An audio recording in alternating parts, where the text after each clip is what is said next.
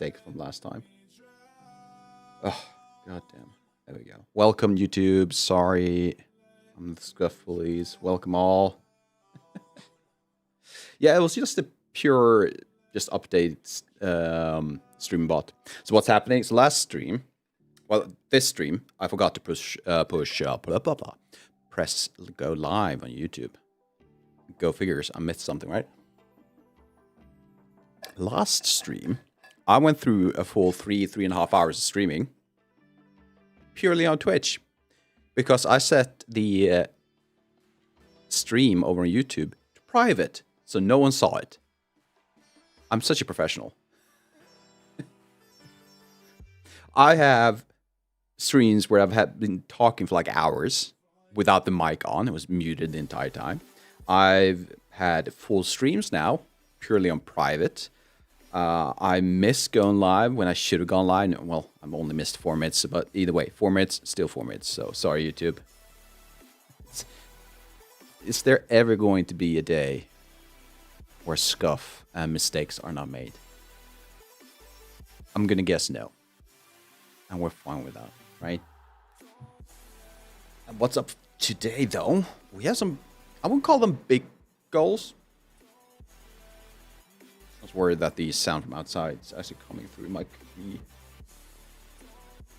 Can you hear that, by the way? If I talk, do you hear the background noise?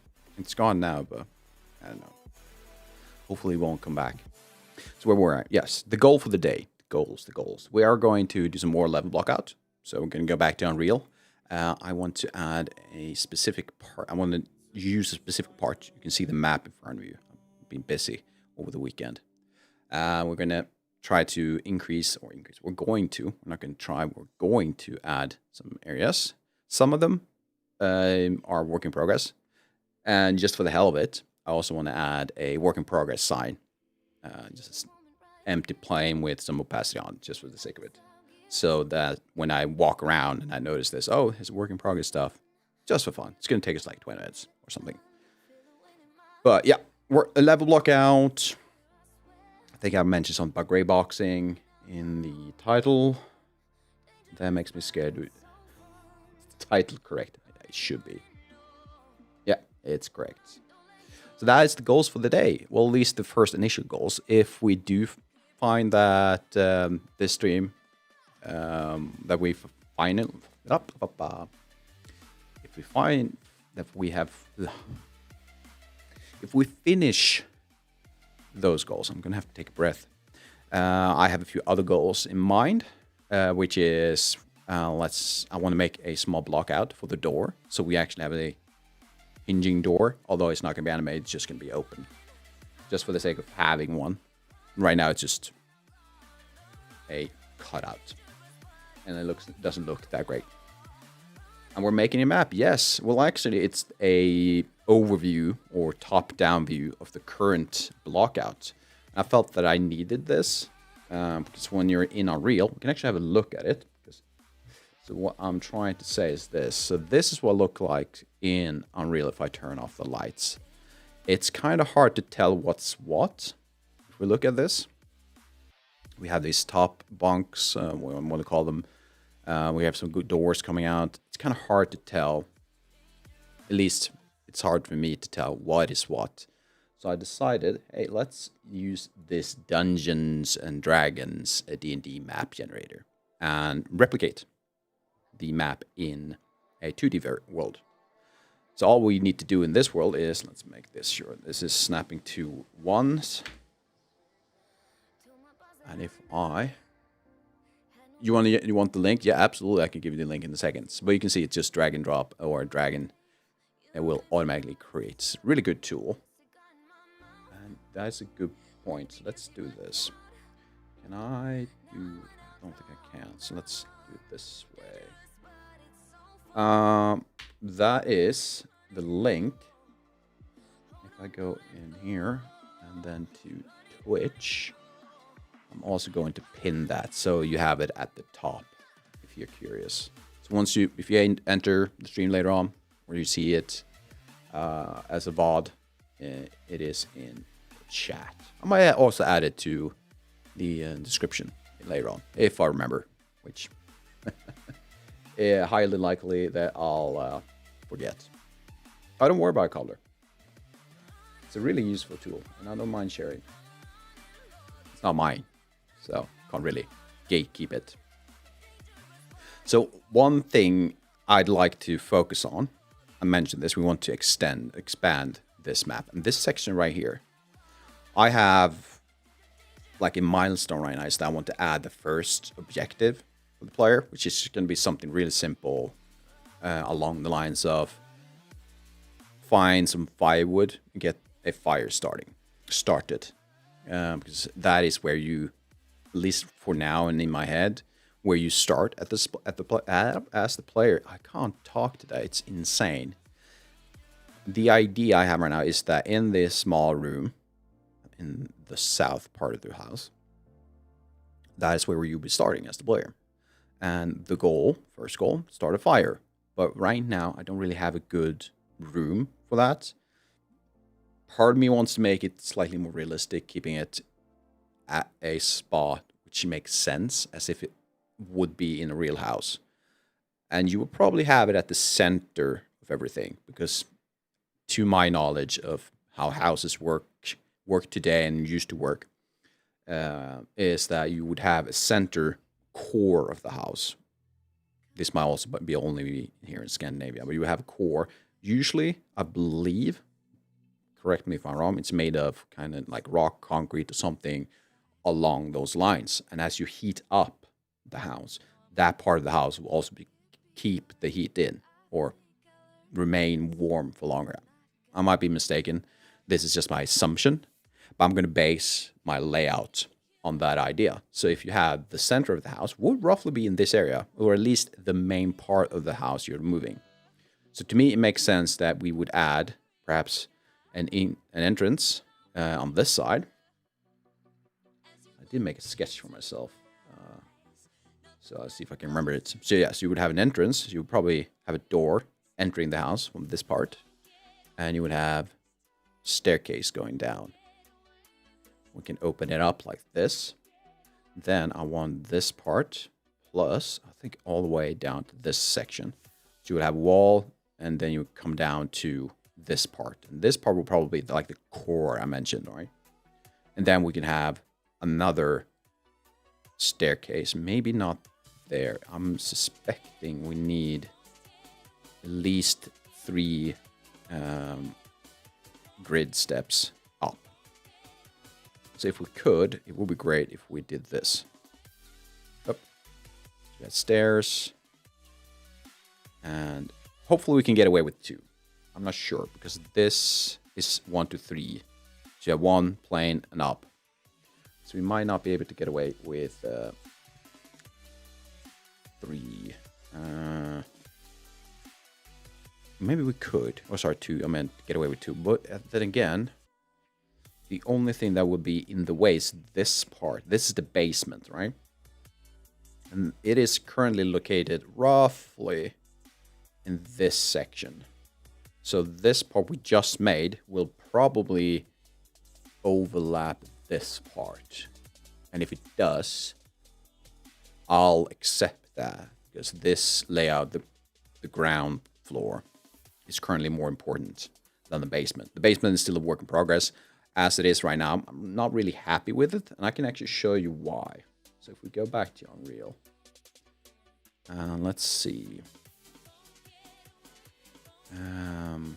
Let's do this, because I almost forgot. I'm really happy about this. I'm going to pause the music for just a second, and hopefully, if I do this, it might be on the low side, so I'm going to have to turn it up a bit. Just give me a second. Let's increase this ever so slightly. I think that could probably be good enough. Might be a bit too loud. Just let me know. I think it's fine. So what we have is something we had the last stream when we did game dev. The wind. We have fire. And you can probably hear the crackling. Hopefully you can hear the crackling. But what if I do this? We have footsteps. And honestly, I'm kind of proud of this, because the solution, although not complicated, was beyond me before I finalized it. Now I know how it works. Now I know how to repeat and make it again. But I'm kind of happy that I did this. And you might see that resolve counter going down. That is my version of sanity. I'm going to call it resolve. Because in my head, this game doesn't take place in a supernatural world, whereas you're encountering these things, Cthulhu or unnatural things. Or maybe you do. I haven't honestly decided fully yet. Likely not. But the idea is that rather than you going insane, your resolve to continue moving on gets lower and lower, and you're finding harder and harder to kind of accept reality and do what you need to do, or something along those lines. And I can also stop the thing from happening, from going down, the resolve, by using a light source. So I have a light source connected to the player, which by pressing F, I can turn off and on. And the resolve stops. So that's the point of the light source you're carrying with you. Well, actually, most light sources will help you with that, just to keep the resolve up. You might recognize this type of mechanic from Amnesia, from Visage. That's the one. It's the same, more or less. I've made small tweaks, and it will work slightly different. I also have this guy. This is new, something I made last night. These are meant to represent candlelights. And if I press F8 and I extend my output log, go all the way down, you can see these temporary logs, print logs, where this says warning, overlap begin, and overlap end. That is, as I get closer and goes away from a light source, I'm overlapping a small collision box. So if we do this, you can see this collision box. So what that tells you is, well, you can't see it in game, but once you get behind, you look at the back of the game, what it looks like at backstage of the game. This is the area where the light has influence. So if you get inside, your resolve will halt. If you go outside, you need to use your handheld light to keep the resolve up and down, going up and down. So that is something. I'm quite happy with that progress, although it's not a lot, but it is progress, and that's what I'm aiming for. Progress is progress. And what else do I have? Well, there is some changes to the layout in general. It might not be obvious to most because it wasn't really memorable in my mind, previous layout. What I did have was a staircase straight ahead. It is still there, but I've changed it kind of slightly. That's annoying. Let's do this instead. I can start from here. So if I play from here, this used to be a staircase going up. Now I moved the staircase to this small, I'm not sure what to call it, a corridor going up instead. Kind of like that a bit more. And we're now entering a place where it's still work in progress. You can see I can fall off. I only have lights to kind of tell me, hey, yeah, this area is the only place you can walk and go on. So, yeah. So let's go down again. I have another thing. Actually, quite a few things to show. And this one, it's really subtle. And it might not be obvious when I show it off. But I think it could be a cool thing to, once I've got it to a level, tweaked detail or level that I feel is suitable for the game. Let's leave it at that. But I'll show you. So if I get close to the fireplace and keep track of the intensity, as I get closer, the intensity kind of goes up. And if I move away, it goes down. And that effect is, to me at least, kind of cool. I think it also helps in an environment where I want the player to feel like it's really dark. But I also want the player to be able to see once they get close enough to a light source. I don't want it to be too dark for them. So as they get closer, I want them to feel like it's increasing when I'm near it, but if I go away, it goes down. That is done. I feel like I'm kind of rushing through this, but I'm kind of excited, so you have to deal with it. So I have a post-process material. It's quite easy setup, if you're curious. Oh, you did see it on Discord? Yeah, it's kind of cool. I could show that off again because it was kind of fun effect. So the idea is this. You're going to use this node, which I believe, if I'm not mistaken, kind of grabs things from the scene. Material expression, you can choose a texture you want to reference in the expression properties below, using the input, output. So simply put, I believe it kind of references things from what you see in the level when you play. And it looks for the scene depth. So it kind of calculates the depth from the player away and finds the post-process input. Again, I'm butchering these explanations, but if you use these two scene texture nodes, or you set the versions, the outputs on this in the details panel. I'm really butchering this explanation. Please bear with me.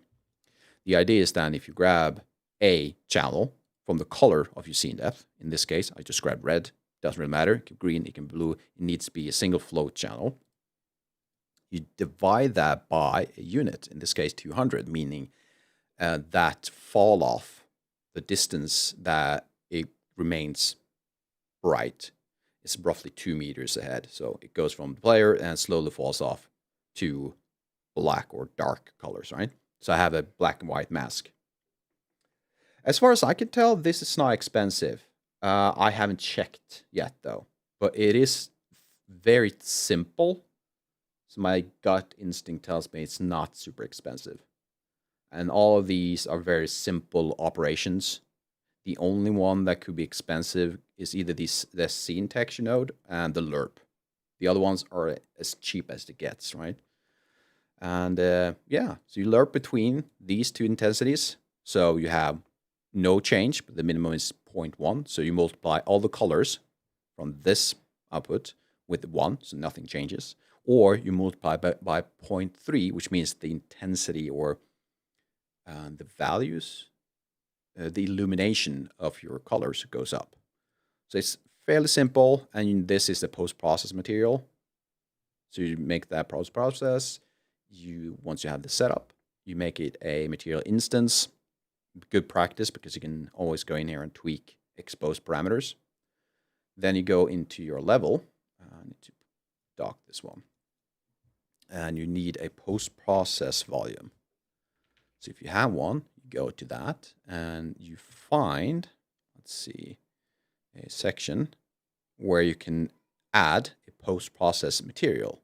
So you click this, you add it, you add the material you just made, the material instance, and it should work. It is really fun. I love it. Love the effect. Let me show you quickly what it looks like. So if I do this, so now I'm only displaying the mask itself or the alpha values. If I do that, go into here and press play. Now it's really hard to tell, perhaps. Well, straight ahead, it's really dark. You can see the gradient roughly 2 meters ahead of me. And you can see the wall. So let's see if I can find my way into this area, which I believe is the kitchen. It's not, so let's go into the kitchen. Oh, I start in the kitchen. I forgot. I moved the player. So I can go in here and I say, when it's close to me, the colors could be intensified using these values that are around me. So that is what I'm doing. It's a fairly simple material, and hopefully I'm not making a mistake of adding something really expensive. I don't think I am. If I am, I will figure that out eventually. But for now, I'm kind of happy with the effect that I'm creating. And it's not the biggest deal. If it turns out it's too expensive, or it's too expensive relative to what it adds to the game, I'm just going to remove it. It's not that important. But it's adding a little bit of spice to the game, I think.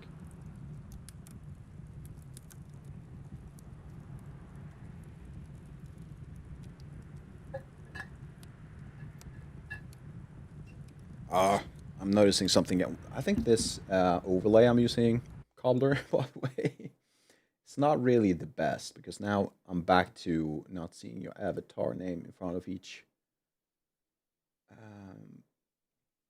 Just give me a second. I think it should be fine. Yeah, maybe I just have to update it.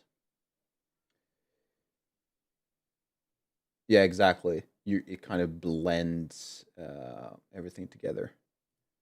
Just give me a second. I should be able to fix this fairly quickly.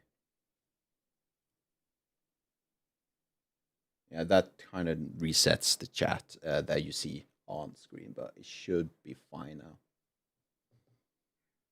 Hopefully, we'll see. Nope, it's not fine. God damn it. It's the same each time.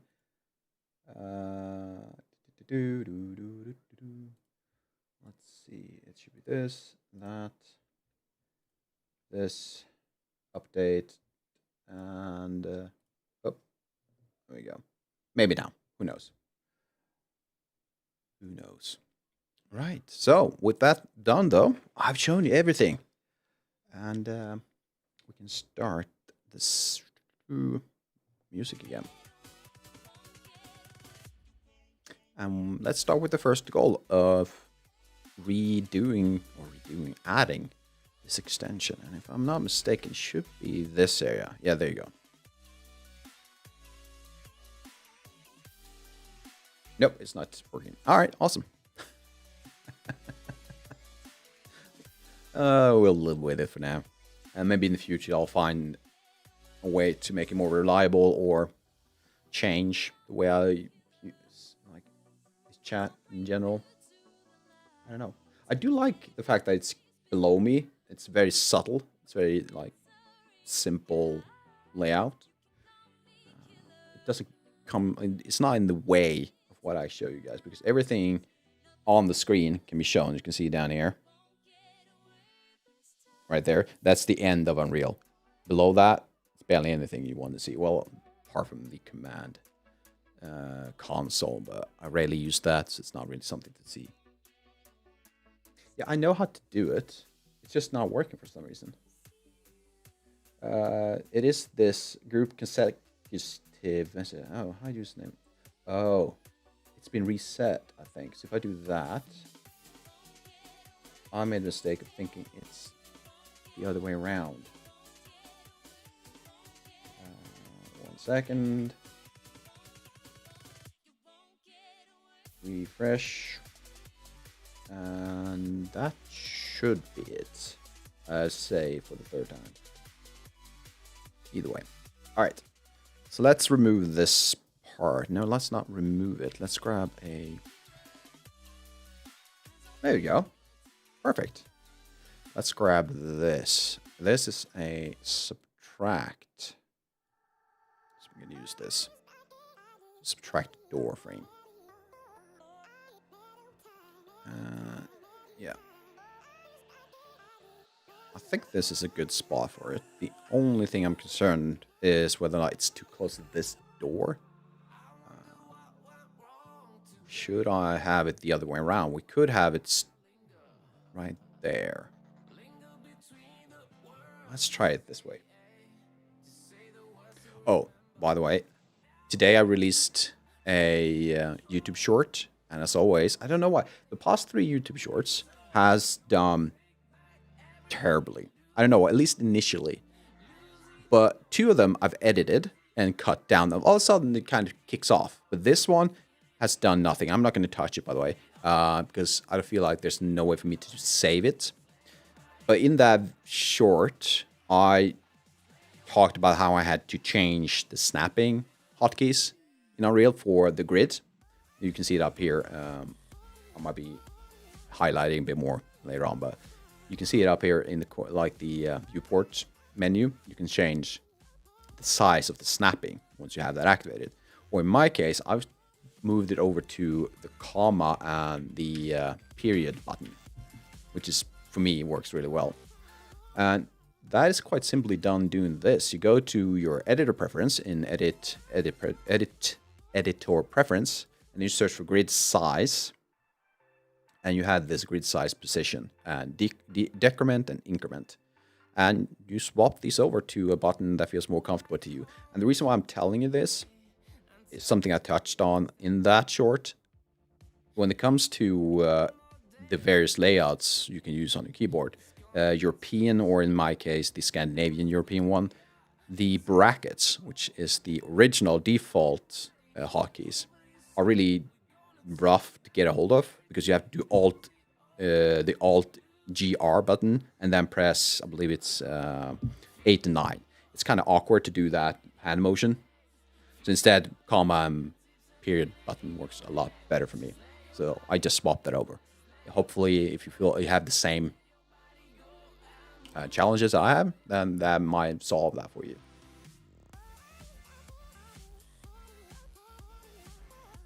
Does Twitch still have the rules on YouTube chat, like combining those two? I don't believe it does, no.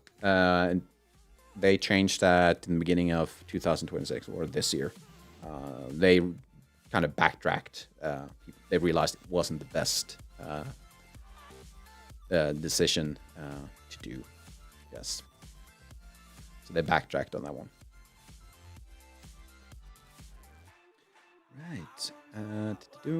Good. So that's a start. Yeah, it's really nice. I definitely prefer being able to see both YouTube and Twitch at the same time. I mean, it doesn't have to be necessarily an issue for me because I have an overlay on OBS that I can see, like the chats on a vertical window. So what you see on screen is different compared to what I see. So honestly, if they come back and tell me, hey, you can't have both on screen, I'll just remove the bottom horizontal one. I can still see both chats. Handy tip on the snapping keys. I think it is. I tend to personally try to use as many hotkeys as possible. It does help a lot. Unfortunately, I'm also really lazy. I tend to not swap out and use default key settings, which I should get better at. Because there's no reason, honestly, to sometimes use the original default key layout. Like take Blender, for example. If I'm in Blender, I want to use the knife tool. That's K. K is me moving my hand across the keyboard. Like that's almost a full like 10, 12, 13 centimeters. It doesn't sound a lot, but if you do that hundreds of times during one day or 8 hours, because you have to use the cut tool a lot, then I would probably swap that out. Maybe instead of having it on K, I would probably have it on perhaps T. I'm not sure what T does other than hide the tools menu. So yeah, maybe the tools menu should be hidden using the K and knife tool should be on T. It's all up to you, right? Really, what makes you feel comfortable. But again, I shouldn't be telling people what to do this. I'm terrible at doing it myself, so yeah. Let's see. How far did I pull you down? 200. Is that enough? I don't think that's enough. All right. We have our first Twitch ad. So let's pause. I'm going to stretch. I'm going to keep my legs going. Otherwise, I'm an old man now. Or very soon. It's not soon in my 40s. So I need to keep my legs going. So I'll see y'all in a little bit. All right? Oh, by the way, if you have jokes you want to contribute to this list of dad jokes, by all means, post it in chat because I'm running out of them. All right, there we go. Ads have ended. So, back to it. We need to rush. No, we don't need to rush. We need to get this done. Ryan, it's 3D. So how should we do this? I could make it 4 steps, like you have staircase going 4 meters ahead and 2 down. That's an option. We can go all the way down to the bottom.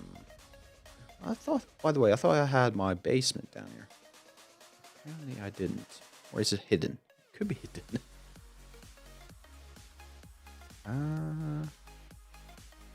No, I don't think it is. All right, there we go. Should we do it 2 down or 3 down? I mean, the off step, which was, let's see, let's go back to this guy. So we've built these 3 grid parts right now. So we have a 4th one according to the map at least. So how about we add that? Let's add a 4th one. So now we can go from this one down to this and step off onto that. That will make it 2 meters in height. I think I would like to make it even deeper. I like the idea that this room feels like it's further down than the ground floor. Did you hear about the rumor about butter? No. What did butter do? You're not going... Well, I'm not going to go spreading it. There you go. That's one. That's a really good one. Oh, and by the way, if you do post jokes, you're also agreeing to the fact that I'll be able to use them. It's just saying that out loud. Good. Next would be we need walls on this side.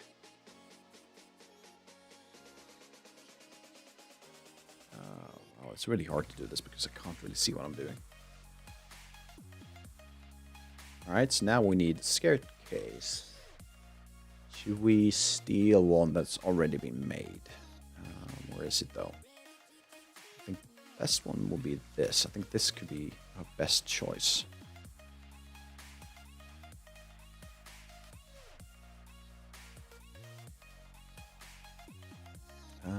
Let's grab this and move it around. There we go. That's a nice trick too. If you hold on shift while you move something, the camera will lock in place but move around with the object. So pretty good. There we go. This should be down. To the left a little bit. Oh, come on. Let's move up 1. How far is that? That's perfect, almost. And let's decrease the increment and move it. What? No, I think that's actually where I want it. Find out. All right, so now the challenge we have. This is 2 meters long, but it's not tall enough. So we need to do some math, which is always fun. So let's move this down. And we could increase the height. I don't want to do too much. So how many stairs do we have? Let's remove the setting. Filter. We have 10 steps. 10 needs to be 3 meters tall. So if I do 30 on height, let's see if that works. Could be moved up 1 step. Do I use Photoshop? Yes, I do. I do use Photoshop. Even though it costs me a leg and an arm. But yes, I use Photoshop. Why do you ask? There we go. Awesome. Let's see if we can just try that out. I'm also going to mute the sound from the game. You don't need that. Oh, I thought you only did it for Blender Unreal. Alright, I'll have a look. Definitely. Where am I? Oh, there we go. There we go. So we can go in. Perfect. Height-wise, always good. Go down 1, 2. Feels quite bumpy, doesn't it? But size-wise, I think we're doing pretty good. How does it feel to go up? I don't know. I'm not fully in love with the ups and downs of the steps. Feels too much, doesn't it? The blend tool is the same one a long time ago we talked about, and I found the links. Oh, I think we talked about a few blended tools, right? But some of them were really good. The one where you can snap based on, like, I'm really good at explaining, but it really helped a lot. So, it sounds like I'm keeping it secret. I can't remember the name of the tool, it's just that. But I made a Photoshop Rim Studio. Oh, right. Yeah, okay. Now I remember that name. All right. The one that blended to Unreal. Oh, that's a good tool. That could be a good tool. The one I used to use has like broken down. It's no longer supported, I think. Or I'm using the wrong Blender version. I can't remember. I haven't used Blender in a while, at least not on my personal computer. We have a different tool at work. All right, I'm gonna keep to the size, although I'm not fully in love with the steps. In the future, what we could potentially do is add another step or two, which make this part slightly more narrow. We could narrow this ever so slightly and do the same up here, so the step would kind of start earlier.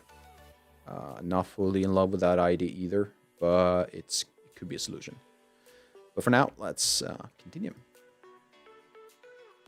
Let's move these up. Let's increment steps to 50. And like so. Next, I'm going to grab this wall and move it over here.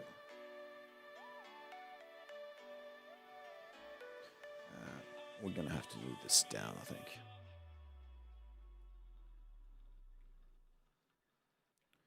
Damn, we're going to need this wall again. Move it down. We need to close off the top. So let's grab these. Like so. All right, cool. Let's have a look at our map. So yeah, all right, I forgot. We need to add a door. There we go, and I believe another door. Wait. I'm not fully in love with this.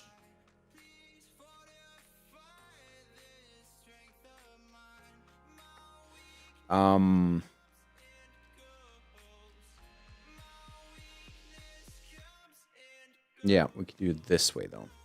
So how about we take this part, we're gonna remove it. And then we're gonna use this tool. I need to select the right layer, move it in. Use the door. No, actually, let's do the stairs first. Oh, that's not gonna work. That's not gonna work the way I wanted to. Or if we do this way. Yep. What if we exit?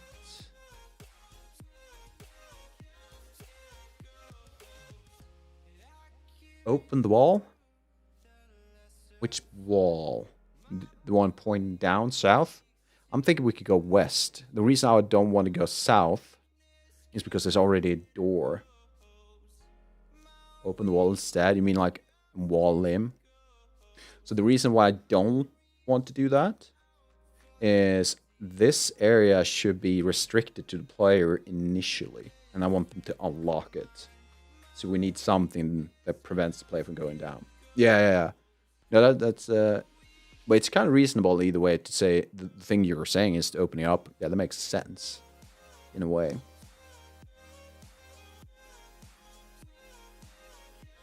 I think this though, I kind of like this, and instead we could do that.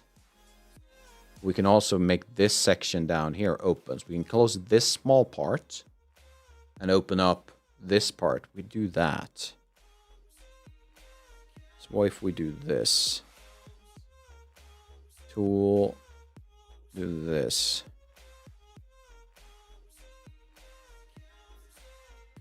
We could do that. If you like this website, it's really good. I really like it. And what if we do this? How about that? Let's try this. I think we can try that. Can it generate randomly? Good question. There are some features that are locked behind a pro license subscription. So I am not sure. I've never been in the need of randomly generated stuff. There's a possibility, absolutely. There are a few options down here. There you go, random dungeon. There's a feature called random dungeon. So try it out, see if it works. So let's go back. We need, sorry, I'm double checking. We need to, 3x3, all right. I need to grab 1, 2. Wait, this is from, all right, so it's these 3, right?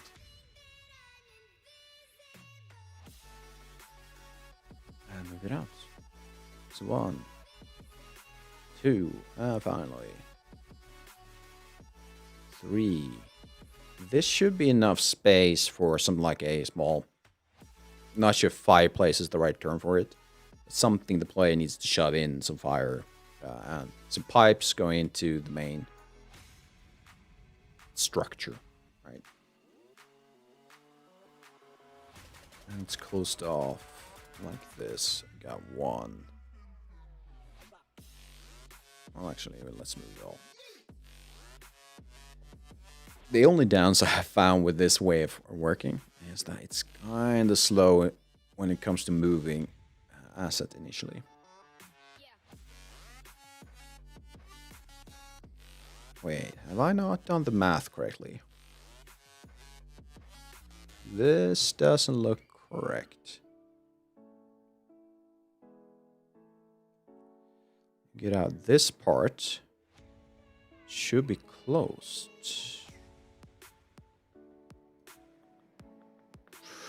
I think I've made a mistake somewhere.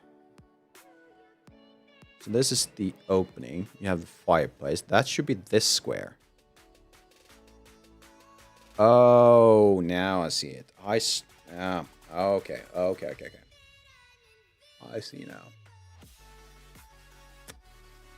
Yeah, that's the mistake. So this entire thing should be moved 1 step to the left. It should be part of this corridor right there. We added it right there. So it should be moved. So this door frame, can I grab it? There you go. Needs to be right there. There we go. And then we need, let's start with this wall.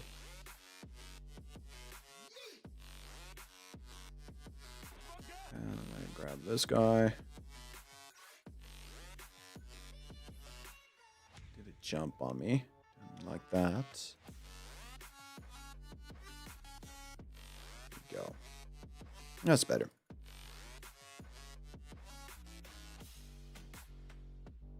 Move this over. Perfect. Let's grab this entire thing. There we go. Now we have this part. Then we can grab this. Do that. Now we have this. We need a staircase. We need another platform. That's probably... How far up is that? Because all the way up to this section should be 3 meters. So it should be a 1.5, 1.5. So if we increment 1 up, do a full meter, increment down once, do another step. Right, and let's grab this guy. Do that, turn it around. To the side. This might be a very steep staircase.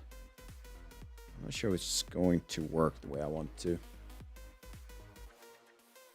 We'll figure something out.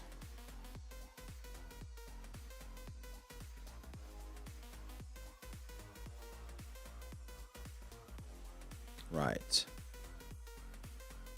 So it needs to meet up with this guy. So we can see it right there. So we have 1, 2, 3, 4. If I do a 5-step, then that's fine. All right.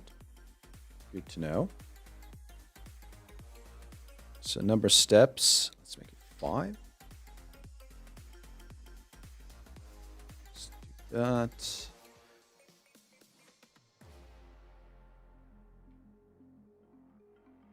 Go. Yeah, perfect. Let's grab wall. Actually, let's grab these two. Close that off.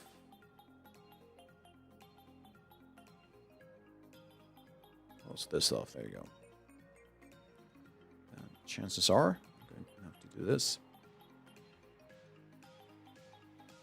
Not sure if I want to close this part. You know, we should do that and add a frame. Let's do that. So let's close it off like so. Go and grab the frame. Where are you? Oh, kind of hard to grab these subtracting. Nice. That's not the one I want. No, it is. That's the one. Go like this.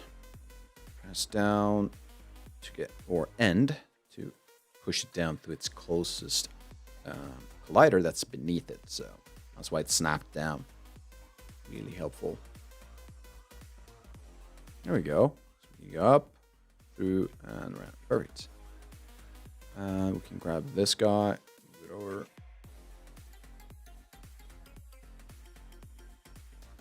So let's have a look. Where are we? Here we go. Let's play from here. Let's start with the lights on. Get to this part. We're gonna have to go down. Still very rough. Get out here. This part, that part. And up. And then we turn right to get whatever's in front of me, which is this part. Perfect. Let's open up part 2. So let's grab this. Do that. Grab this guy. Move it up. 1, 2, and 3. Turn it. Boom. Whoop. I'm not sure what happened.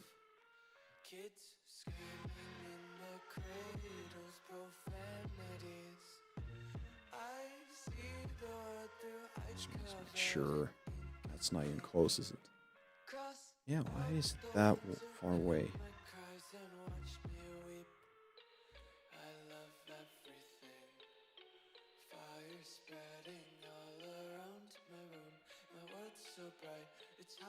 That's fine.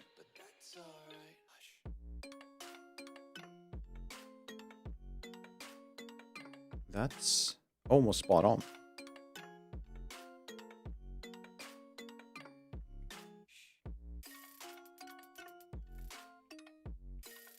It's going to be a lot easier once we get into Blender and recreate these types of steps more detailed. Yeah, I think it's going to look a lot better. Up the increments again. For now, we're just trying to figure out the size of all these things.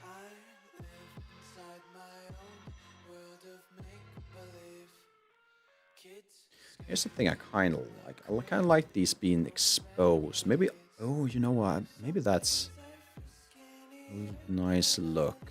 See, if you have all of these stairs exposed rather than closed in with walls, you can kind of open up this area a bit more. How about that? I think we should try that. So if we go back to the map, so instead of that wall, how about we do that instead? Same with this. Oh, that's annoying.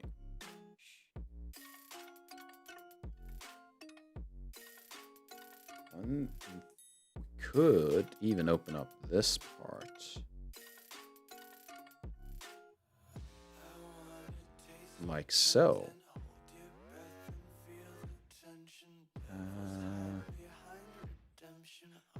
Should we also remove this part? I like it when it's not fully symmetrical. How about we try this? So let's see, we need to grab this. Maybe not that.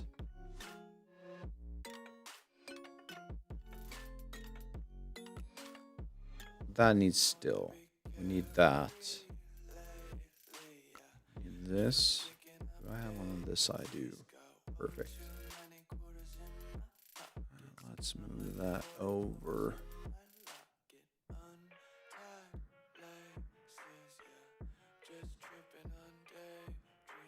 Yeah, I think we need to move this underneath.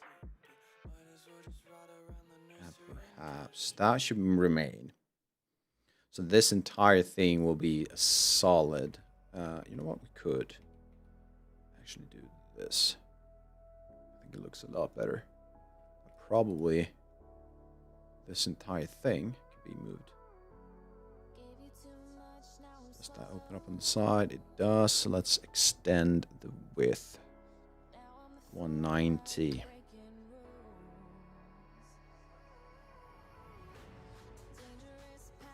It's kind of hard to tell in this view because we don't have any lights. Trust me, I think this looks pretty good. Right, so you would walk out and you would have this view. Right now, it might be hard to tell because of the darkness once you're in the game. But we could add a lot more potential light sources in here. And also if we add that fireplace, I'm going to call it a fireplace for now, then that could also add light to the scene. So I think that could work. So let's do it this way. Let's extend this guy and this guy.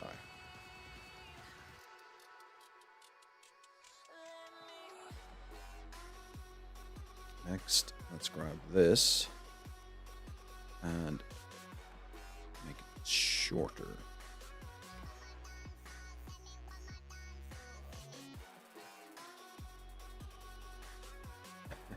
What this game is about, well, that's the thing. For now, it's the idea of you having to kind of,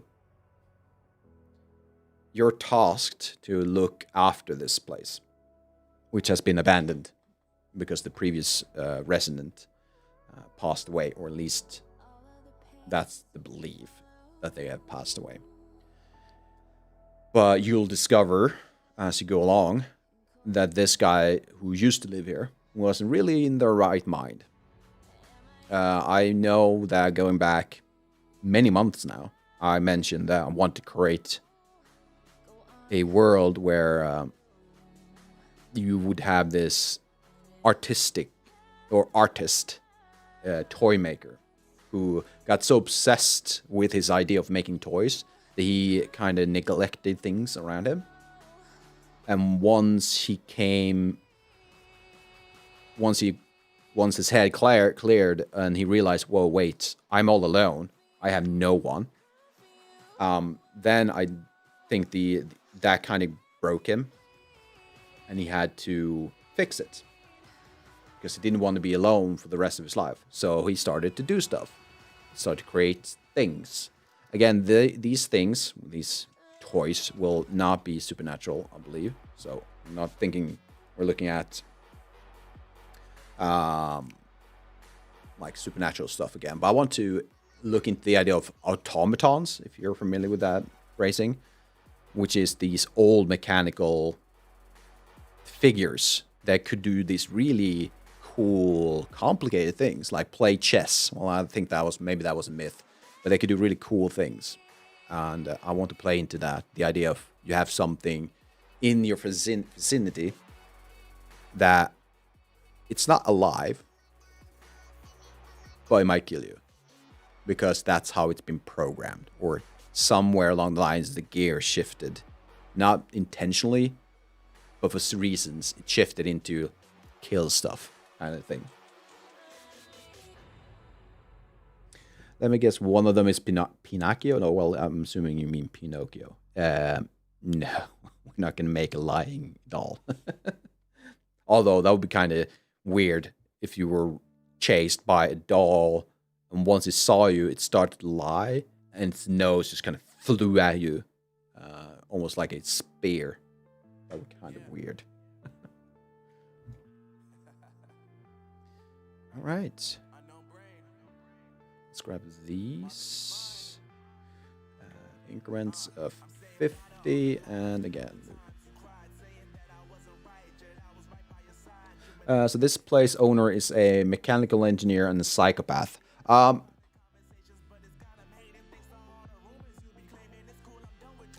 going to use the term toy maker. That went crazy. But I'm guessing mechanical engineer mixed in with a toy maker. Yeah.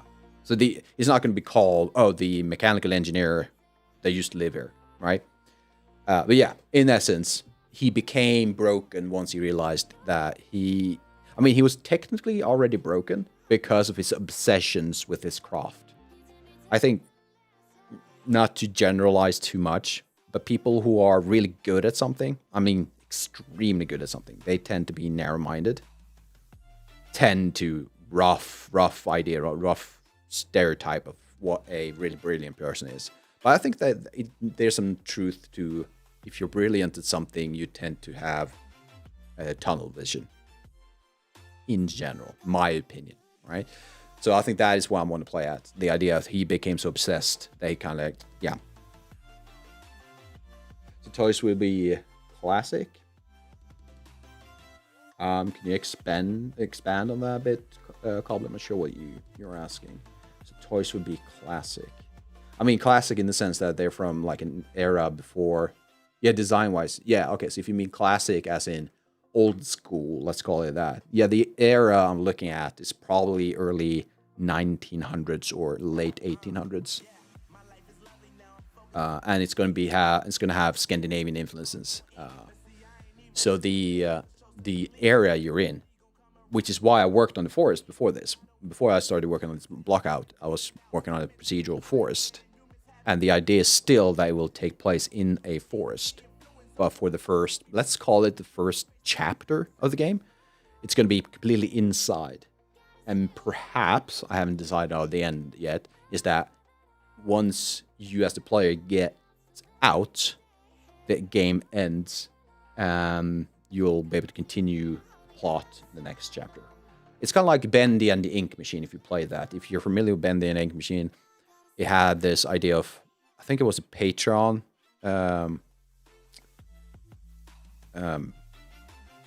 funded game where they made chapters, small chapters, kind of like what's the name of that? Poppy and the Toy Factory, is that what it's called? Similar vibe of small, short, maybe half an hour to 40 minutes chapters, which they extended the length of them as money became less of an issue. And resources, I guess, in general. But similar thoughts goes through my mind right now is that I want to start small, see how people engage with the game and the world I'm creating.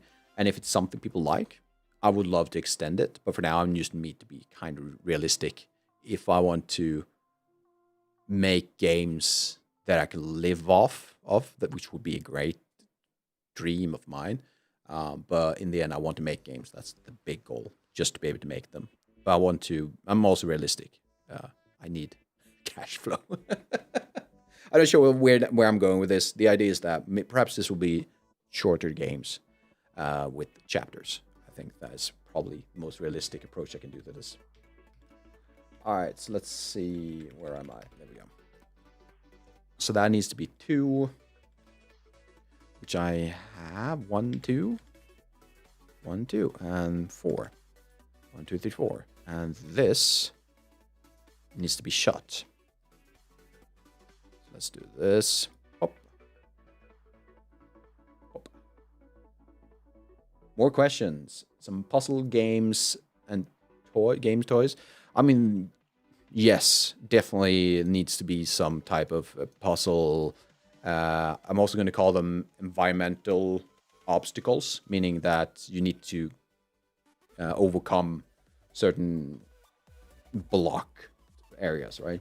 Which could be find a key, navigate through certain sections, find a tool to get through. You like that? Awesome, cool, yeah. I'm glad I find it interesting, because that has been a concern that people might not find it interesting. But then, I mean, you should make the game you want to make, right? But also, yeah, I do want to make a game people want to play. That would be ideal. Let's see. And all right, it's cool. Cool. Let's should we add some lights just to see what it looks like? Where are you? But puzzles, I'm not the best at that, so that might be the bare minimum amount. But I think puzzles could definitely be a cool thing to add. Let's see, let's have one over there. Let's have one right there. And let's go and see what it looks like. Cool.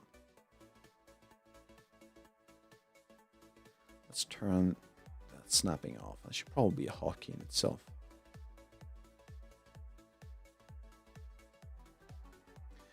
Right. Another tip. I saw this the other day, and I've seen similar things. Is that you could get away. So lights become expensive when they start to overlap. They were expensive before that, but once they start overlap, it really becomes expensive. So what I would do is keep the attenuation radius as low as possible, but I would increase the intensity. So you would go lower attenuation radius and slight increase in intensity. You tend to see roughly the same effects. So that's probably a big recommendation from my side, kind of play around with that rather than just increase the attenuation radius. So we can see from here, if I do this, there's an overlap right now. If I decrease this fairly a lot, like perhaps something like this, and I do 120, it's not the same, but it's very close. I don't know about this game, Shadows of Doubt. Don't recognize that. The ones I've used as reference is Visage, Amnesia, Fears to Fathom, to some extent. Mostly Fears to Fathom in the sense that their scares, the scares in that game, are mostly based in reality. As far as I know, there's no monsters or phantoms and things like that. Maybe in the later games, but the early games, it was more like, hey, you have an intruder in your house. You have a girlfriend that's murderous or along those lines. But yeah, Shadows of Doubt. Let me note that down. I'll have a look. I'm always looking for inspiration sources. Ooh, I like the style. Is it? Oh, it's one of these pixelated 3D stuff. Yeah, I like that. I'll have a look. A girlfriend sounds scary. No. Yeah, not a crazy girlfriend, just one in general. Yeah, I agree. I agree. Sounds really scary. Let's add this. So how about that? For now, let's just keep it at this cold white light. Oh, it's voxels. Yeah, that's the word I'm looking for. Voxel style, yeah. Let's do this. Play it from here, just to get a feeling of what it would feel like when I go around the corner. So this would be a door, right? So that's why I want to make a door later on. We don't have that right now. You can go this way, and that should also be a door. I want a lot of doors, if that makes sense, because I want the play to feel like the space isn't as open. If I have it like this, you can see across the entire room to the other side of what rooms beyond this smaller room. And I kind of like the feeling of being more closed in. So if you open this up, it's a closed room. Go to the next door, you open that up, it's another closed room. So I kind of like that idea. Let's see and I want to see how far I can take that. This is kind of cool. You get down. perhaps the fireplace can be in this corner, or firewood, maybe tool shed, I don't know yet. And in this corner, if it just shows up, we will probably have the fireplace. So we can extend this area out or build more details into it. Does the checker matter in the wall for texture placement? I think the checker pattern is more there to kind of keep... So the way these brushes, as they're called, work is that if you use the extent or brush settings down here to increase the size of those patterns will remain the same. But if you do a scale, if you use the scale tool, the pattern changes. It's more about how the UVs, I guess. But it doesn't really matter for texture. I mean, texture placement, I guess. Yeah, absolutely. No, all right, so here's the better way to explain it. If I were to throw on a texture or a material onto this, then the details in that texture will be expanded. They will be larger than what they should be. And now I know that this particular wall works really well with a texture that is maybe 3x3, because I would have perfect pixel size in relation to the wall. Does that make sense? I'm not sure how to better explain it than that. Has it already been another half an hour? That's insane. Yeah, texel density. Texel density. Yeah, exactly. And it's really important with texel density. We can talk about it after the break. So yeah, breaks on Twitch mean I go up, I stretch, the old man needs to stretch, and I highly recommend you do it too. And if you have a pet, perhaps a bit of scratches behind the ear. So I'll see y'all in a little bit. All right, I'm back. Right, so we talked about, the question was texels. And there's another one. Why you have 3 alerts? Because I wanted people to notice, but 3 was too much. I agree. So the next one will be less than that, hopefully, if I've done things correctly. Yeah, so texel density. So the best way to explain texel density. So when it comes to textures, the size of the object they're assigned to, and the relationship between those two and the object's UV mapping, that's kind of the complicated marriage that then becomes this idea of texel density. And we can probably do it this way. I'm going to do my best to explain this phenomenon. Oh, it's on the wrong computer. Of course it is. So 1 second. Let's see if I can do this. There we go. And we do that. Let's do black, white. So how should we go about this? Let's imagine that we have a wall. It's just a simple wall. That's the easiest thing we do. And that wall is 2 meters on each side, right? So it's just a plane, nothing else. It's 2x2. If you grab a texture, let's go to the UV mapping. So the UV mapping of this wall encompasses, and this might be a bit overkill if you're not familiar with the idea of UV mapping, but the idea is that you would take your mesh and you would flatten it to fit within a space we call a UV space. So in this case, it's really simple. Plane will be represented by a plane on a 2D shape.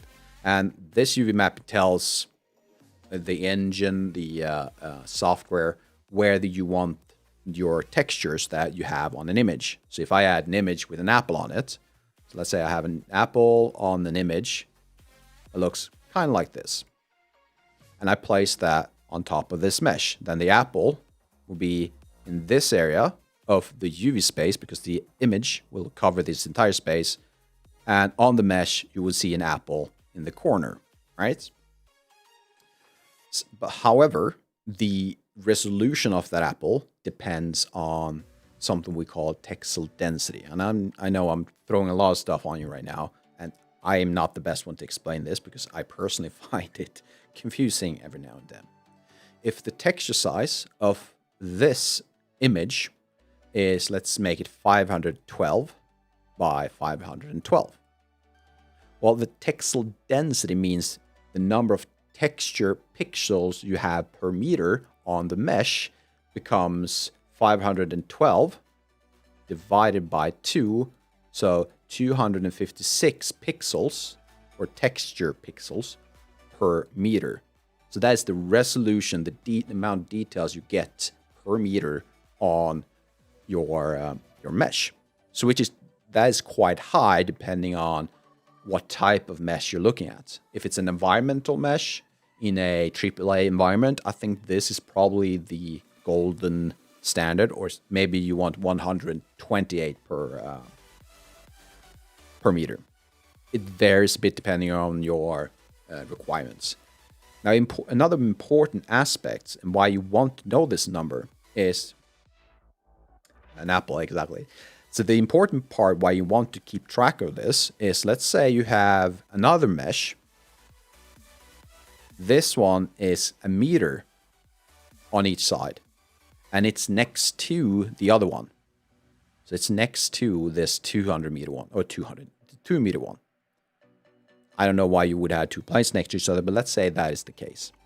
And you apply the same texture and the same UVs. So it's the same, the occupies the same space of UVs, uses the same texture. Now, this guy, which was 256 pixels, or pixels, becomes lower resolution than the other one, because this guy is 512 pixels per meter.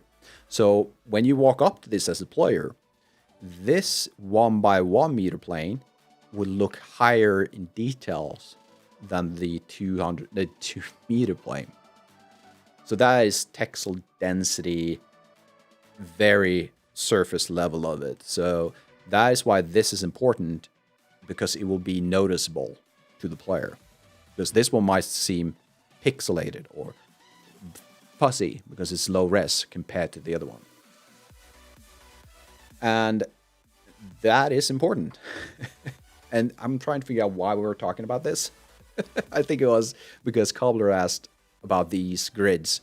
And the best I can explain why we're looking at these grids is that you have 1, 2, 3, 4, 5, 6, 7, 8, 9, 10. So you have 20 across of these smaller grids. And I'm suspecting each one of those small squares is a decimeter in size.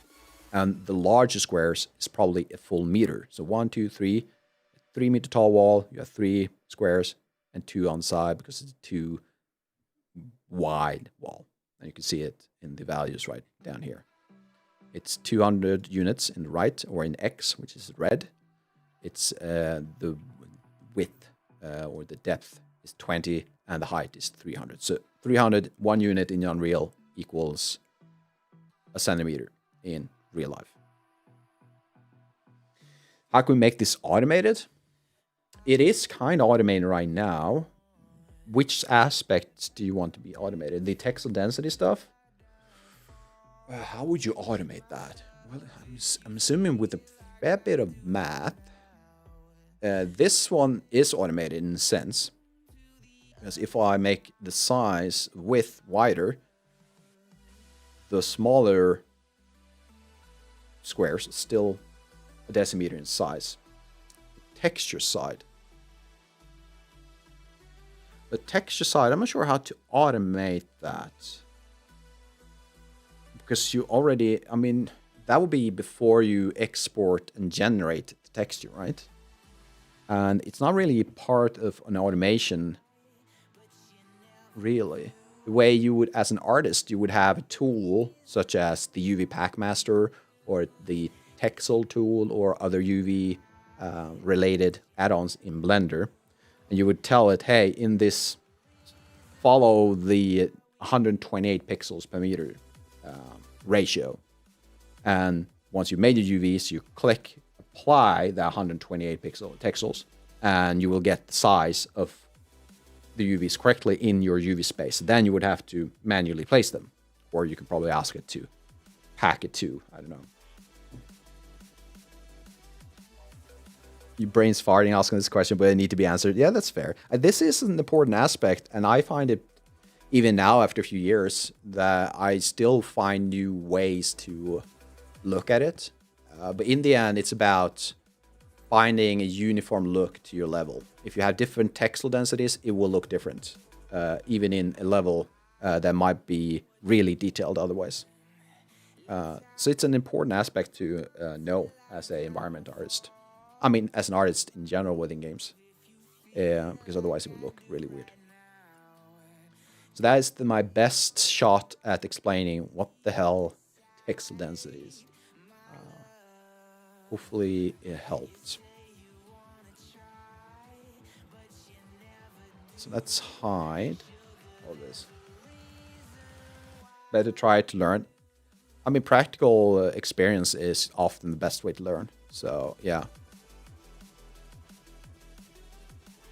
I mean, in the end, think it of your texture size divided by the size of your mesh.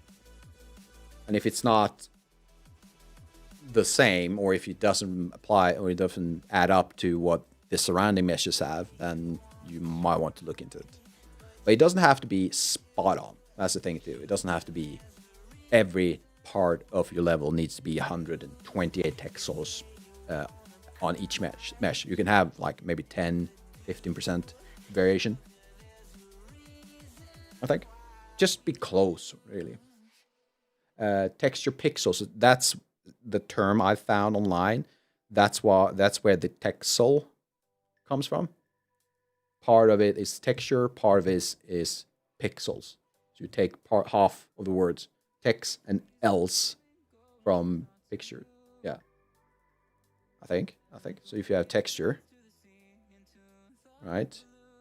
You take this part and then you take pixels. And you take this part and you get pixels. Yeah. Give or take. Yeah, that's probably a very simplified version of it. So it's this one. So if you divide the number of pixels on one length by the same length but on a mesh. So you divide the length of the mesh with the total. God damn, it's such a hard thing to say while I'm live. You think you got it? You got it from that? You got it from that poor explanation? Then my job is done. Drop the mic and leave, right? But if you have, like, I don't know. I think I need to show rather than kind of verbally explain because I'm really bad at it. But yeah. But any questions, if you have any more, just ask. And I'll do my best to explain. If there's something I say that doesn't make sense, just call me out on it. And I'll try to word it in a different meaning. Oh yeah, we'll definitely look into it when I get to texturing. Absolutely. It's going to be one of the biggest things I'm looking at. Like making sure that it's texel densities. All right, so I'm going to say I'm going to make sure it's spot on all over the place. That's not really true because of the darkness of my scene. I don't have to be pedantic when it comes to texel density. But if it's too big of a difference, it's going to be noticeable. People are like, holy shit, the level of details on this one is really low. It will be noticeable. You know, just for the hell of it, I'm just going to have spotlight. Here's another tip, by the way. If you didn't know this, which is kind of good, a good tip, I'd say. So if you go to a spotlight and you right-click it, and you do go to Pilot Spotlight, right? Now I'm actually flying around with that spotlight. So if I go to the mode where you can see the light, I can position the light in the place where I want to have it, like this, let's say. Then I'm just going to push, where is it? The eject button. And all of a sudden, that light is now pointing exactly where I want it. rather than me having to go in here, rotate and everything. It's a nice quality of life thing in Unreal. It doesn't really work that well with spots, although it's not really a big issue with spotlight. Oh, point light, sorry. The thing is, when you move around and look down, you add rotation to your point light, which, again, it's not a big deal. But you would have to reset, or have to. I'd like to reset the rotation when it comes to point lights. But this guy, I'm also going to reset them because I want it to be pointing straight down. Something like this.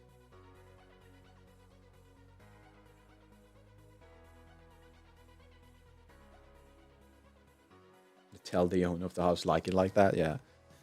The owner like it pixelated. Cool.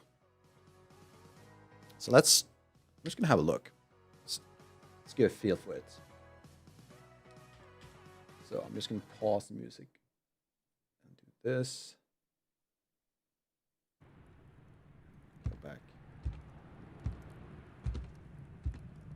Maybe lock the rotation. Perhaps that works. I'm not sure if it's something you want while you're piloting around, because you do want to be able to rotate and move around as you pilot. Otherwise you might not be able to get where you want to go. You can be stuck at one level and you have to go like this rather than fly down and up and everything.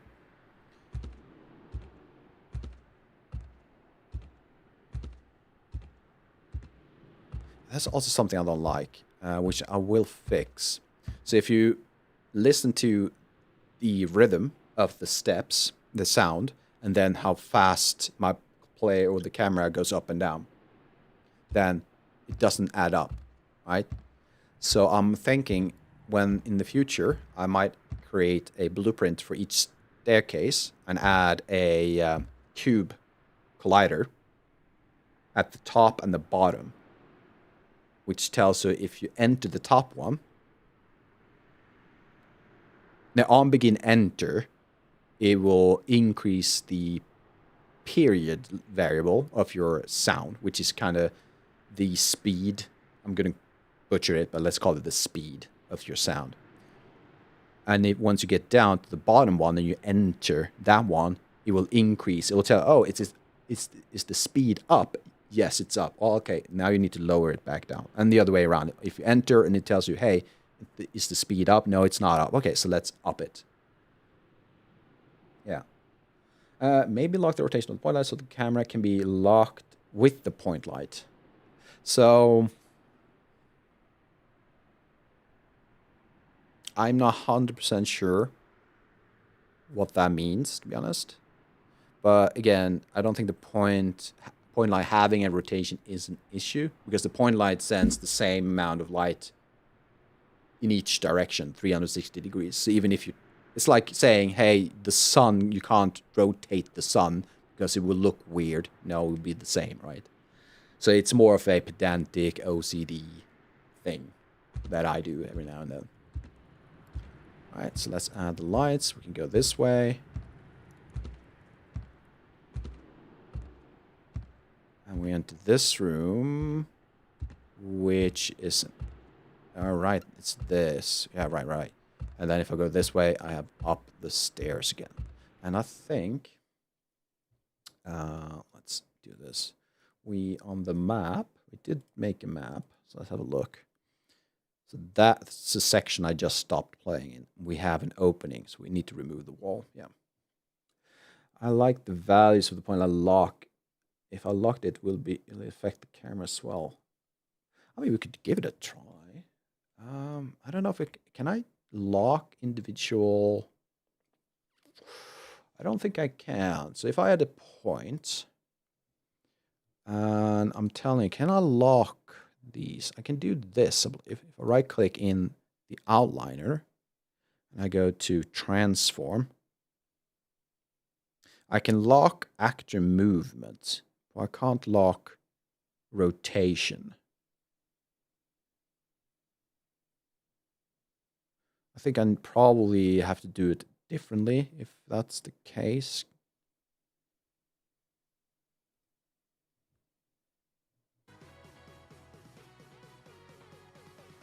Yeah, I'm not sure if you can actually lock the rotation of a point light, or a actor in general without locking everything. Because I don't have an option in the transform menu. Again, it's not that the biggest of deals though. So let's say I do pilot a point light like this, and I move it around and I add a rotation, like I just did. You can see in the details panel, in the transform panel on the right side. So if I do that, now I have rotation. Well, okay, let's exit. And show what that looks like. This is what it looks like. And if I then reset the rotation, nothing changed. So it's not the big deal though. You want to try scripted? Sure. You would probably have to do it in C++ or in Blueprint. I wouldn't say it's very much in demand though. This is a very niched case, I'd say. But if you want to have a look, absolutely. Might just be a good practice, if anything. Cool. Right. I need a focus button so people can tell me to focus, because we were doing something. We were... God damn it, wait.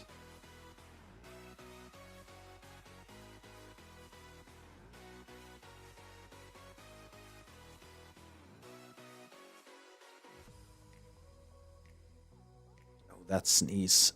I was way in there. You were thinking about it? Anything you're interested in, you want to do it, just do it, I'd say. All right, here we are. All right, so the idea is that we would have a door open up into a L shape. So what we need to do is we need to remove this guy and that guy. And delete. That is kind of weird.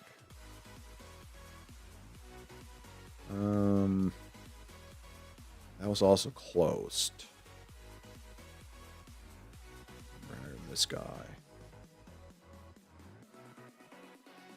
Probably have used the one that was already there, but... So if you come... Where are we? There we are.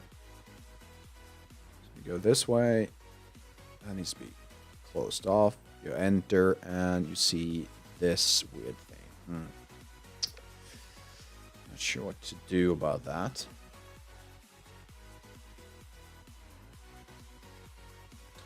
By the way, is your controls in Unreal of the camera matching blend, or is it just the default? Are you referring to things like panning and rotating and things like that?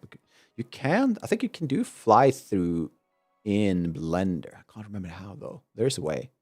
Yeah. So let's see. Is it the same? You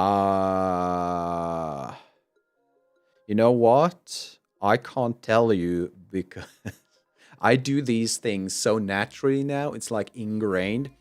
It's like telling me, hey, how do you breathe? Which muscles do you activate?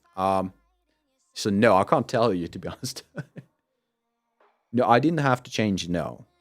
I haven't touched the default stuff in either Blender or Unreal. But whether or not they're identical, I can't really tell you. Yeah, then it's the default. Yes, correct. That is what I should have told you. Yes, it is default. Should I open up this area completely? Which means... I want to remove this. What if we do that? That is probably not what we want. Or we can do this.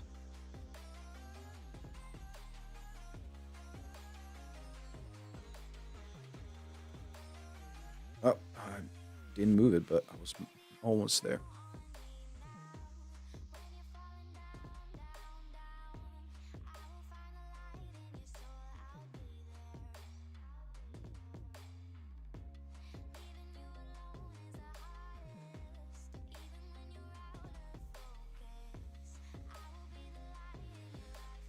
You're leeching me today? Please do. Don't worry about it.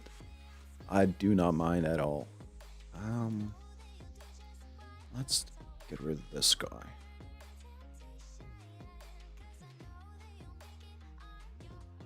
How about that?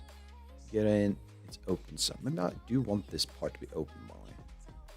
It is removing a bit of the upstairs area. I don't think I need to worry too much about that, though.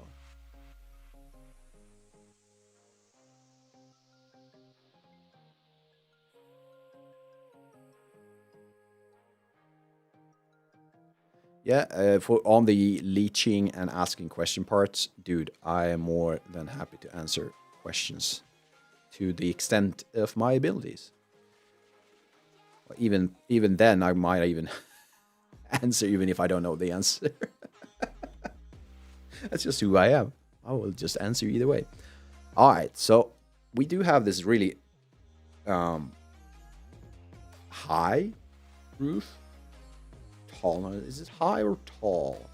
I mean, okay, it's taller, or the distance from the floor to the top of the roof is more in this area than it is in most other areas. However, I think that could be cool because you can add a lot of like crazy beams going across.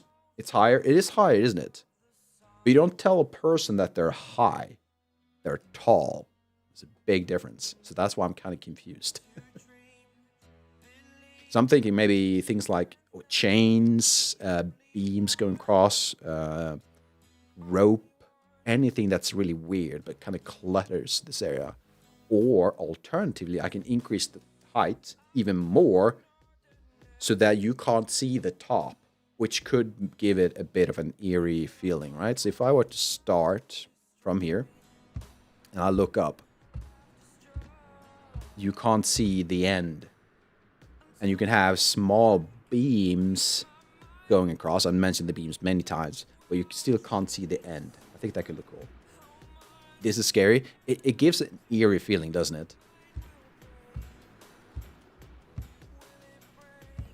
And even better is that it gives me space to work.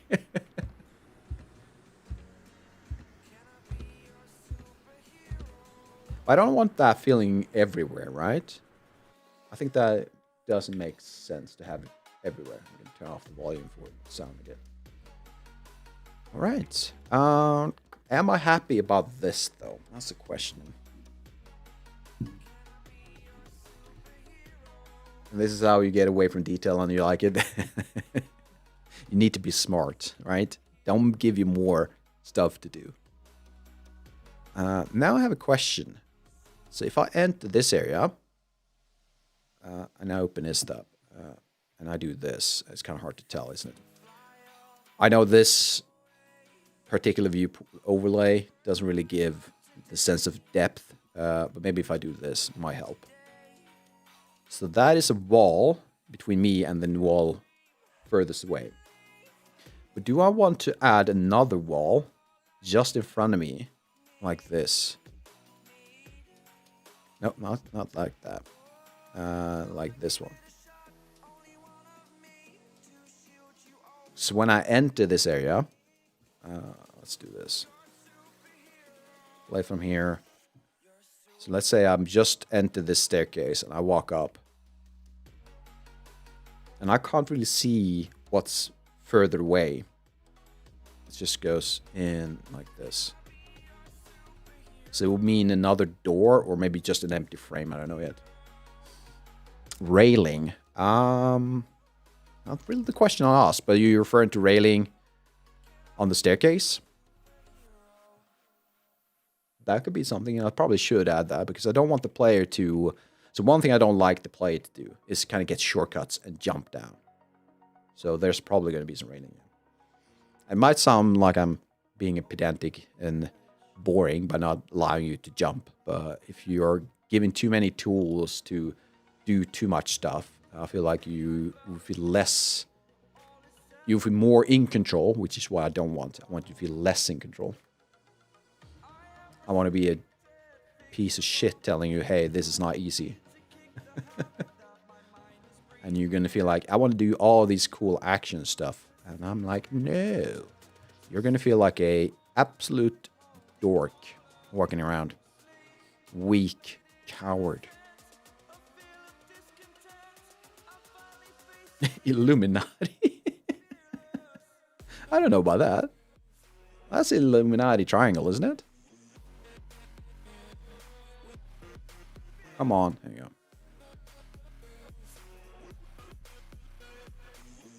go. Ooh, you know what? I kind of like this a bit more. Taking control of people. There you have a game. Make a game where you're Illuminati or something similar and you're meant to take control of people. That could be fun.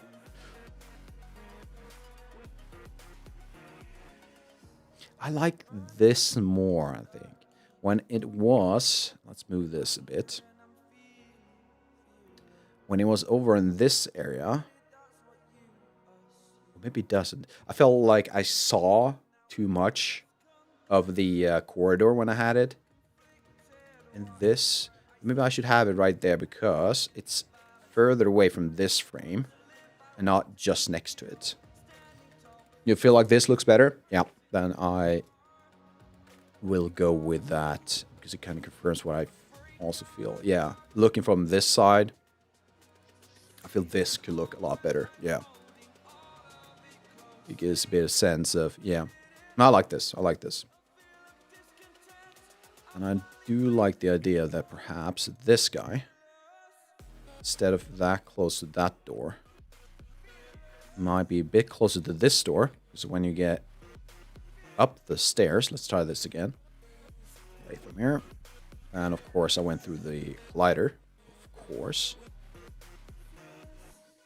Let's start from the bottom. There we go.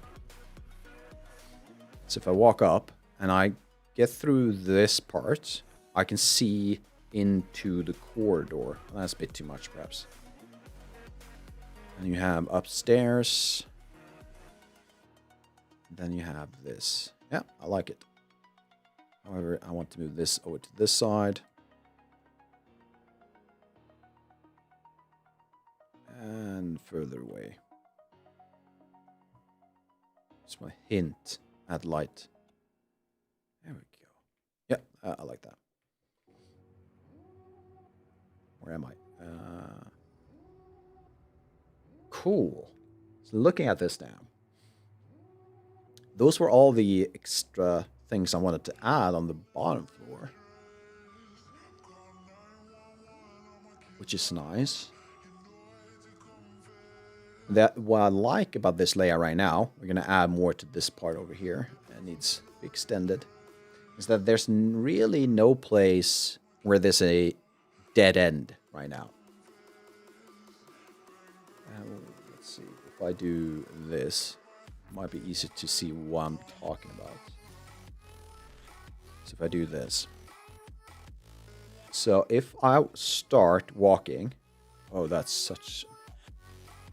I get a bit more. Isn't it meant to be like that? Apparently not. What if I grab you? That's better, but... I thought... Alright, I thought lots.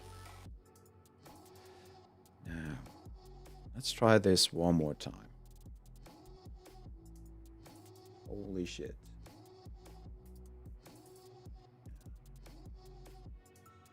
It's always the same. When you try to do things quick, it just doesn't work. There we go. That's a lot better. I'm going to grab this.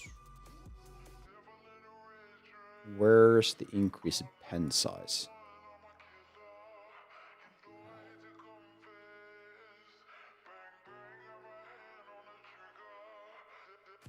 Oh, that's a lot more.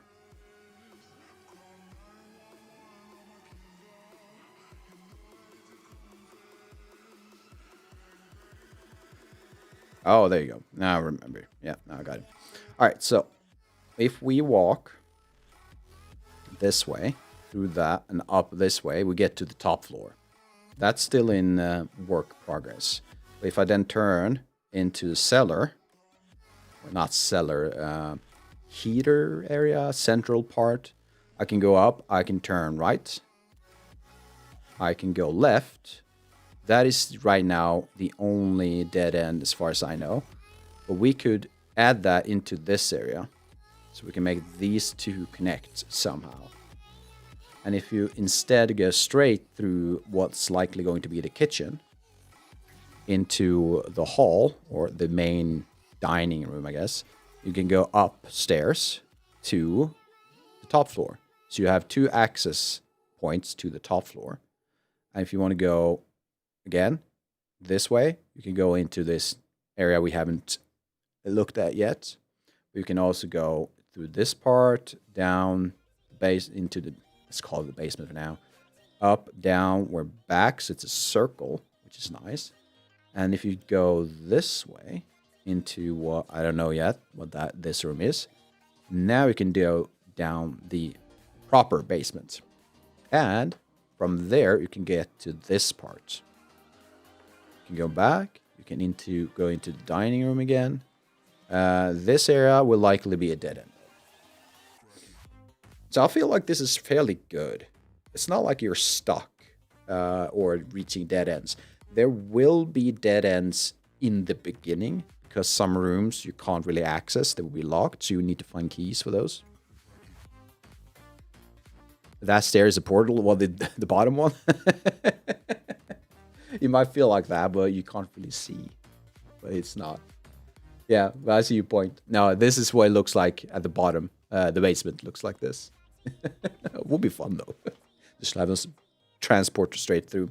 I think a Visage did something like that. Not a proper teleportation, but once you entered a room, it connected you to another part of the house, but you walked faster and faster through that room, and it kind of warped. So it was kind of a weird room, but you could get through that corridor, which is technically a corridor rather than a room, a lot faster. So it was kind of like a warp because it took you to the other side of your house a lot faster than normal means. So yeah, so I like this. We can, on the other hand, do that.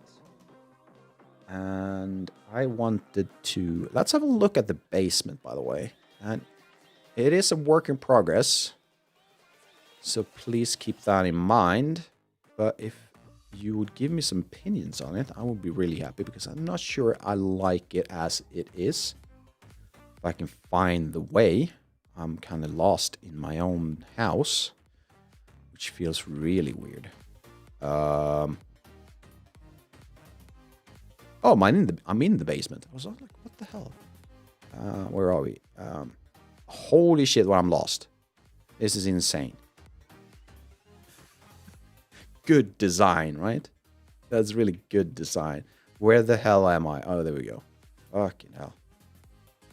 I probably need to place a few things that kind of makes me feel like, oh, I'm right there. Add those arrows from Paint to Unreal. That would be something, wouldn't it? Dude, if you could do that, if you could make a game where I can create a layout in Painter and automatically send that to Unreal, that would be really badass. I saw a Houdini tutorial many years ago now, probably 4 or 5 years, where he took a PSD file and he painted like pure solid colors, like a slight yellow dirt color and some green grass and the red dot every now and then. And Houdini could, which was really cool, look at those colors and place them in layers.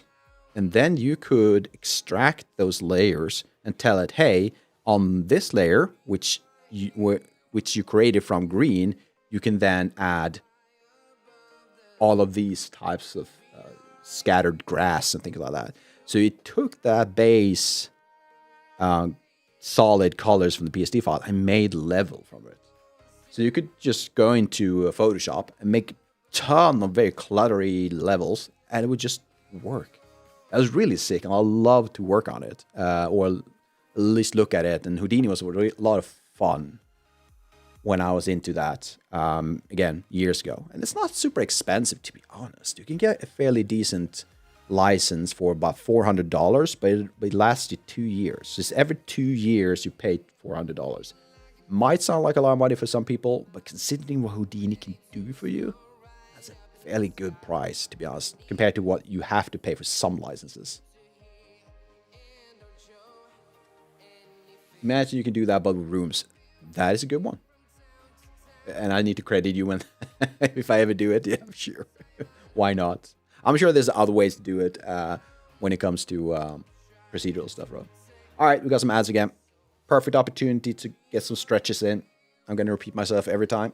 It's important. All right, so I'll see you all in, let's say, a minute. I'll probably be back before the ads stop. All right, so see you all in a bit. All right, I am back. And the ads ended. There you go. All right, so where were we? All right, yes.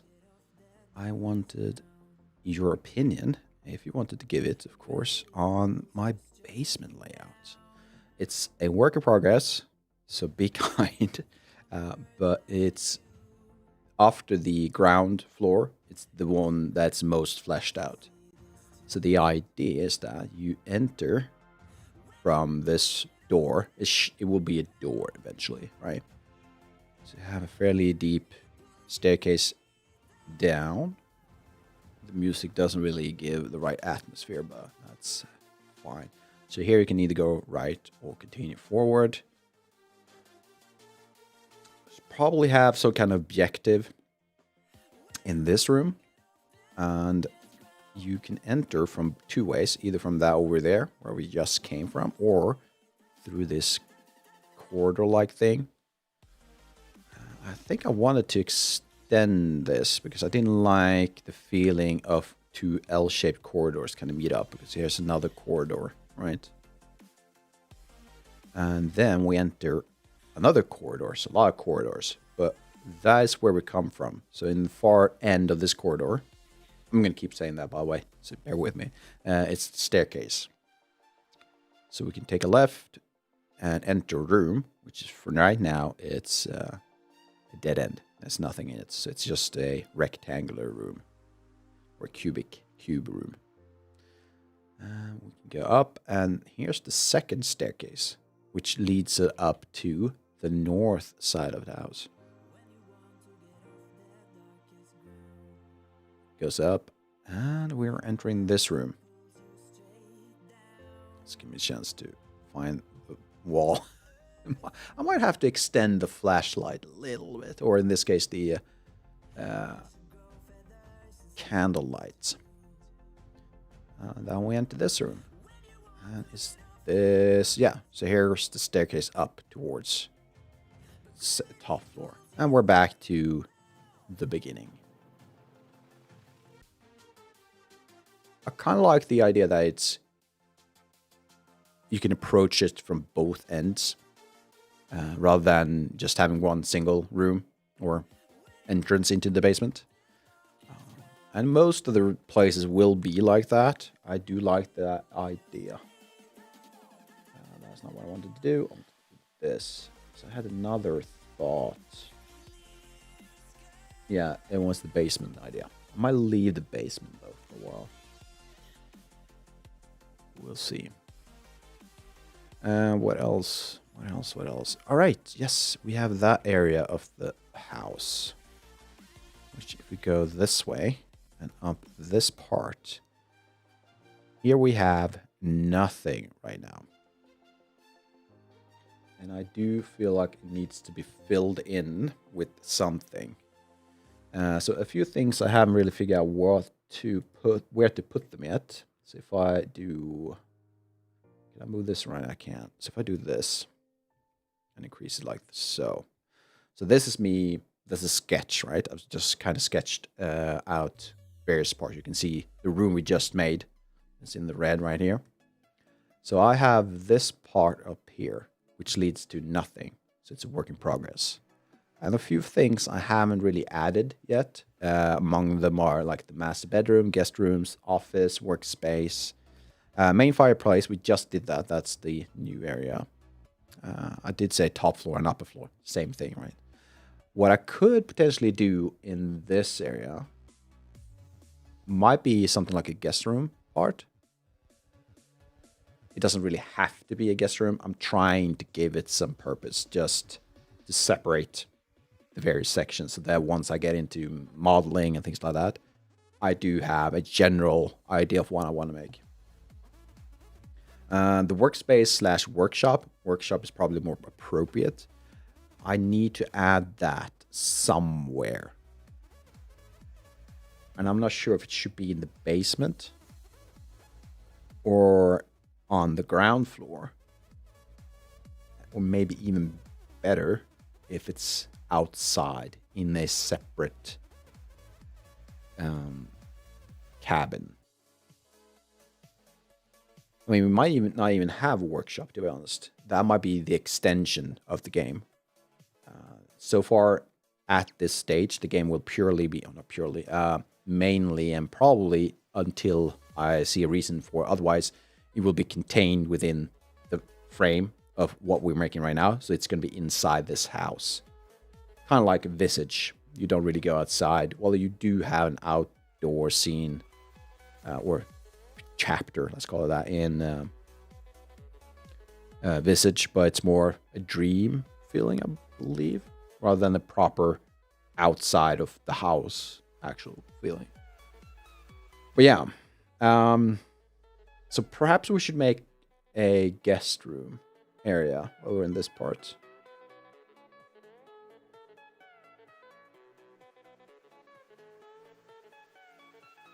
Yeah, I feel like that could be a good idea. How it would look like, that's another thing. So if we go back to the dungeon scroll site, what we could do, should we just place?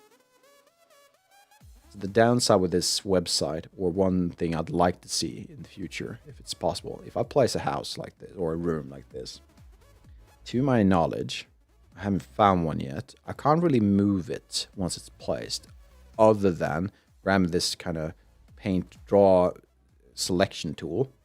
And now I have it selected. I can do it like a Control X to cut it out, then paste it in. Now I can move it. So now I can move it to an area I need to, but I would rather have a square selection tool that allows me to select those tiles and then move.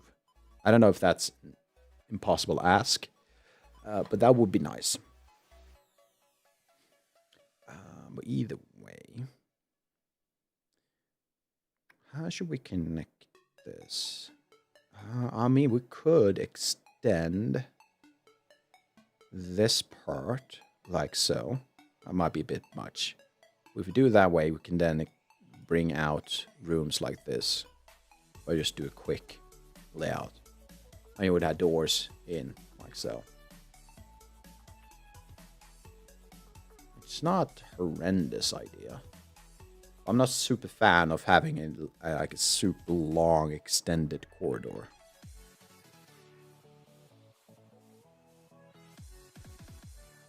Alternatively, we could have this guy do something like this, perhaps. And then we could have room and a room. And maybe even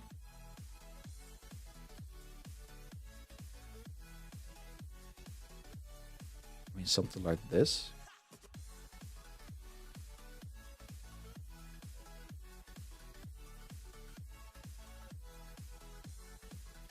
Right? And we could then connect these two like so.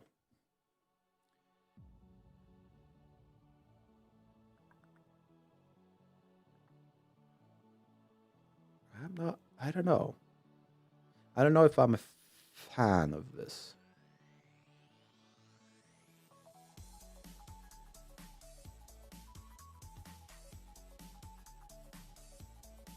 What about something like that? And perhaps rather than connect it like this, we connect it like this.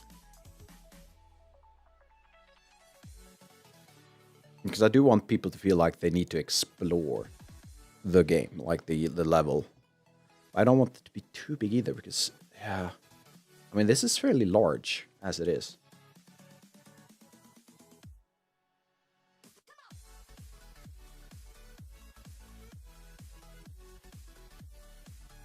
We could add another set of staircase, like we did over here. which was not fully 2 grids. I think it was 1.5.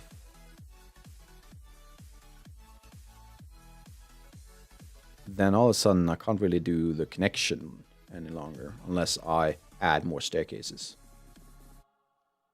I could do a staircase going this way, I thought.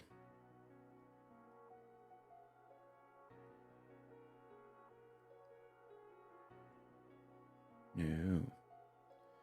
There's also one thing I don't really like, the way this snaps.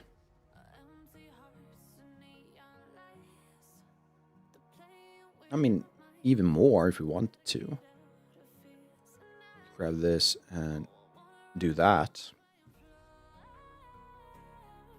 Make it even more circular in its layout. And I might even do this. Where's the wall? I think this is the wall. Yeah.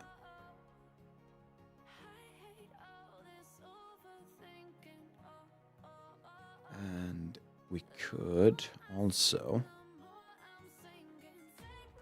I don't like that, by the way. I think this guy needs to be like this. Now I probably painted this on the wrong section. No, I didn't. Awesome. And once we get up to the top, I think we could try this. No, not like that.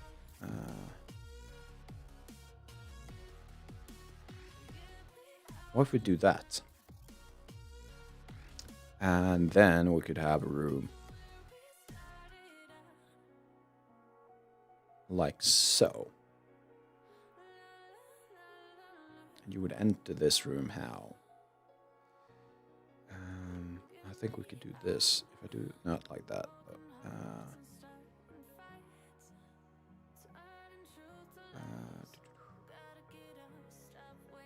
yeah, so wall. No, that's not the wall, is it? Which one is the wall again?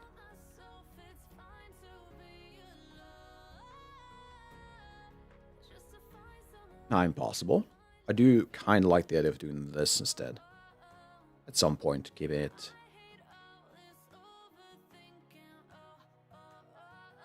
How do I hide that part? Paint path. Polygon tool. Okay, I can do it that way. I can do it that way. All right.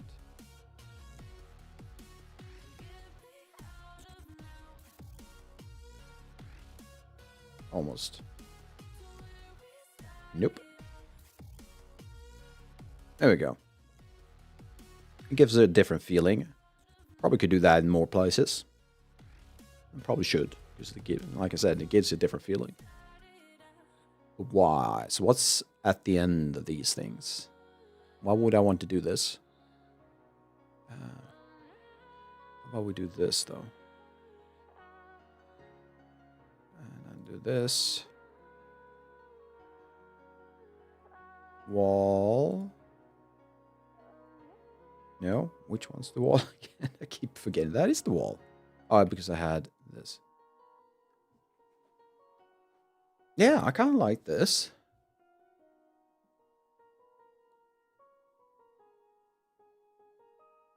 I don't want to go too far on that end, though.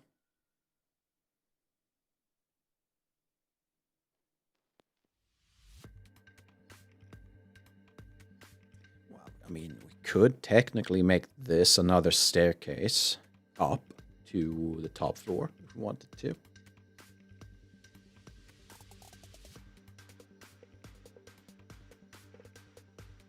I think for now, though, let's do this.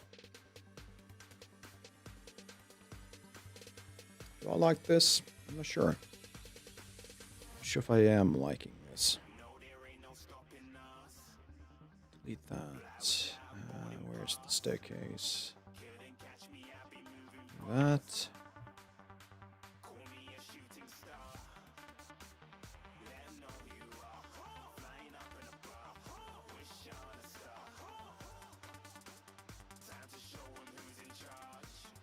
how would that work? Now that I look at it. So this section is higher than that part, but that part's same height. Would another set of stairs on this side that make sense?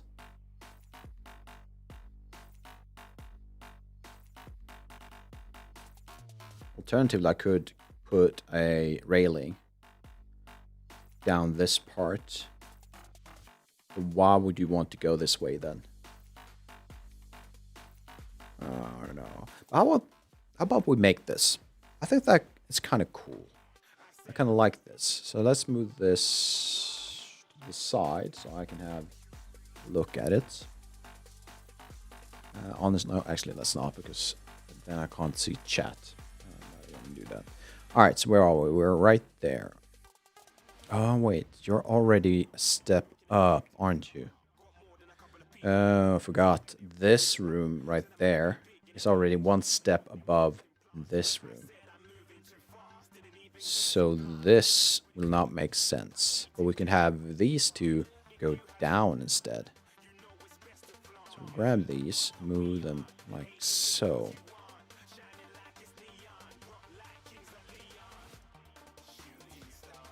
And is this room on the bottom or at the top? Or maybe it's not a room at all. I don't know.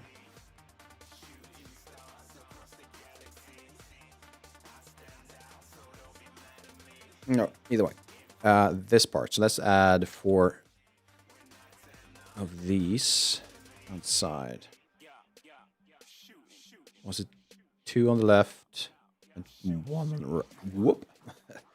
Got some puberty going.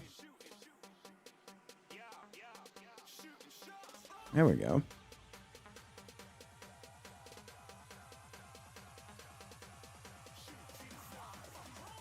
Right. It just hit me that I was afraid that I made the same mistake I did last time, where I kept YouTube stream private so people couldn't see it. That was not my proudest moment, I can tell you that. Right, so we're down in this area. So let's add another one. So that slant corner might be difficult to make. Not sure how to do that. So we want the slant from this corner over to that part. I'm not sure how the easiest way to do that. But for now, let's leave it as is.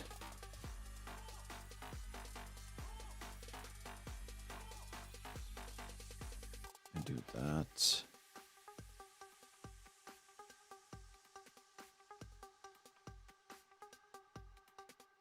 Right, that's the corner.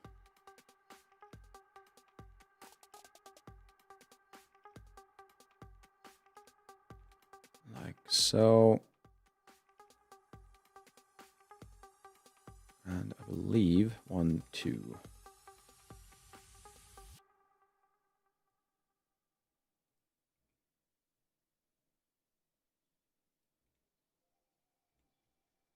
Right. That's 1, 2 forward, right?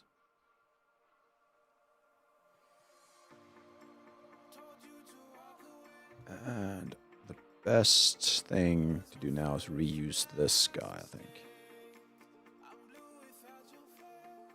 This should be the right size. Right?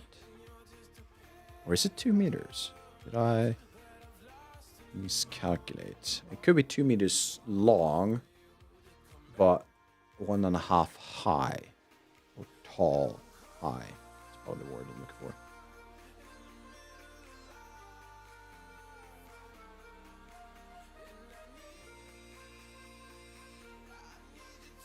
Yeah. I got the measurements the other way around.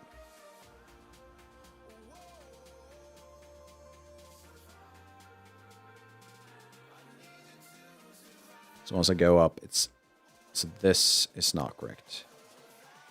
It should be like that. So rather than doing that, it looks weird. I'm just gonna draw them again.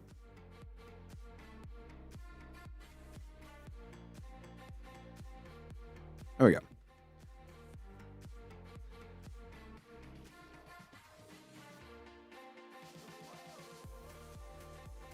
I'm still hesitant for this, but let's try it out.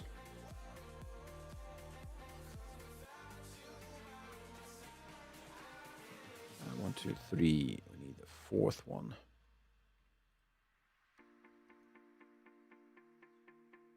And we needed 1, 2, 3, 4.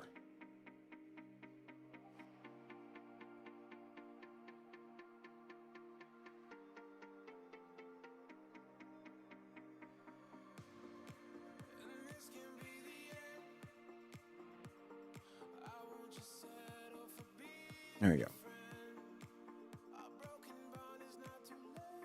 Freaky, how you doing? Bro, TS is so underrated.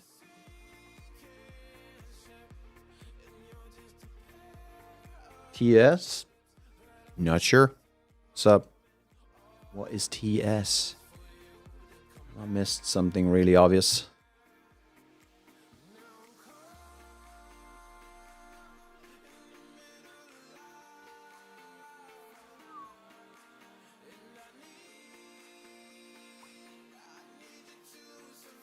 There we go. And there we go. So the diagonal. How should we do that? I mean, they could just be unique cases. I've been following really strict like grid pattern sizes right now. Oh, this is on grid. Oh, okay. All right. I got it. Well, I'm glad you're getting something out of it. Because in my mind, it helps. It's also quite a lot at the same time. How you doing, by the way, Freaky? The group weekend. Let's see. I'm gonna grab this guy. Let's add it. I guess that's the center. 45. Try that again. And this would be Y, I guess. There we go. I'm just gonna give it the best approximation I can. It doesn't have to be spot on. It's probably good enough. No, this is Unreal. This is unfortunately not Godot. I would love to have the same tools and features in Godot, but I don't think they are. They exist. But yeah, no, I'm an Unreal developer. I've done it for many years now. I think my first time in Unreal was back in 2015, perhaps. So it's been more than 10 years. Damn. Didn't realize it's been that long. That's kind of scary.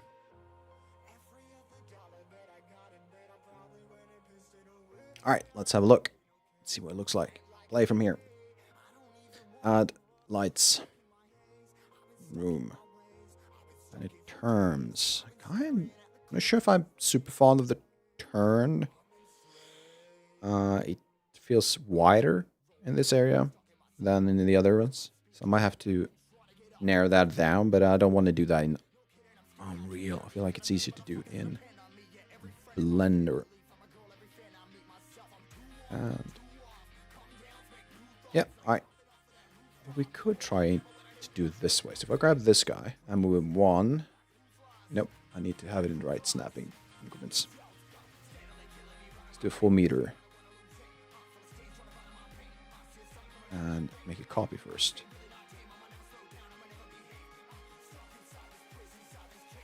So that is 2 meters, which is the same width that the other parts, the corridor. So if I, why did you snap over there? That's not what you want to do.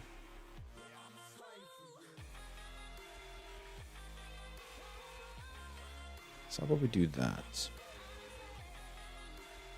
I don't like that it sticks out, but what can I do about it? It is what it is.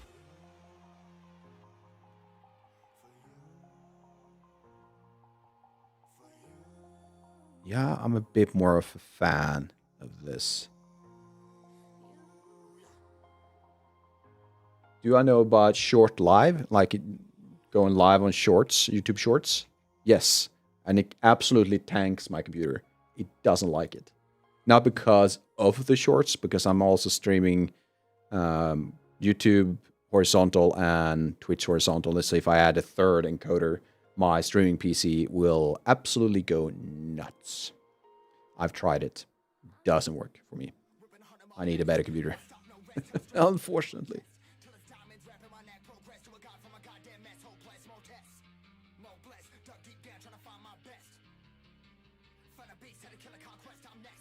There we go. Yeah, I'm not a fan. You know what's going to help? Being unnecessarily pedantic. There we go. There we go. Now I'm a lot happier.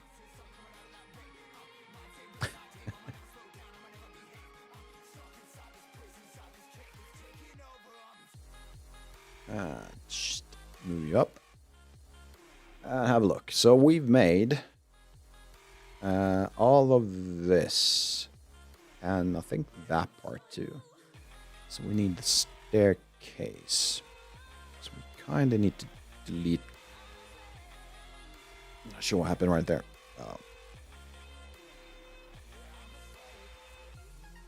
Where's the staircase? I had one.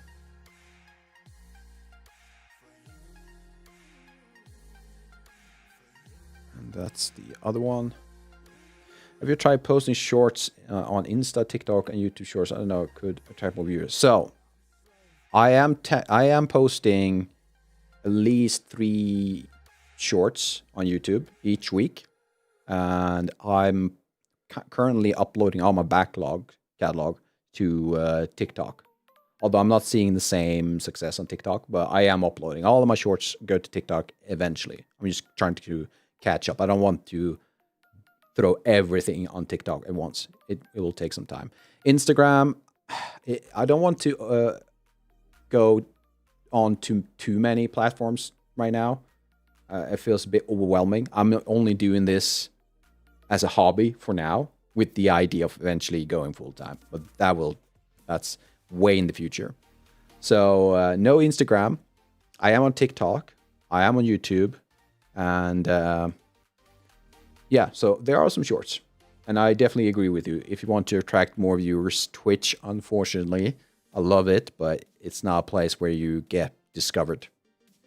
So shorts is the way to go. That said, I'm kind of curious. I did upload a short today. How did that go? It started really bad, like super poorly. And it's doing better, but it's still really bad. Have I tried DaVinci? Yes, DaVinci Resolve. That's my main go. That's where I do all my editing. So if you look at my shorts, you can see the quality increase. I personally like to think that I'm doing better and better. But yeah, everything you see in all my shorts is done in DaVinci Resolve, apart from one thing, which is what I do directly in OBS. So if something fun happens or interesting, I can push a button. And now OBS saves a format, which I do for all my shorts. So I have a already edited, fully formatted clip ready to go into DaVinci Resolve. Do a few tweaks to it, add some captions to it, and hopefully, if I've done everything correctly, it should take me less than 20 minutes to make a video. Usually it takes me more time, but the goal is to eventually just kind of chug out a short within 20 minutes. A good one, of course. I want quality, or what I can make as quality-wise, at least. But yeah, I highly recommend DaVinci Resolve if you're wanting to get into video editing and don't want to break the bank, which means you don't want to pay for it. DaVinci Resolve is a really good resource. Why is it if I select YouTube, you don't give me the same values in the Z direction? I don't like that. It doesn't look like there's a big issue though. So let's continue.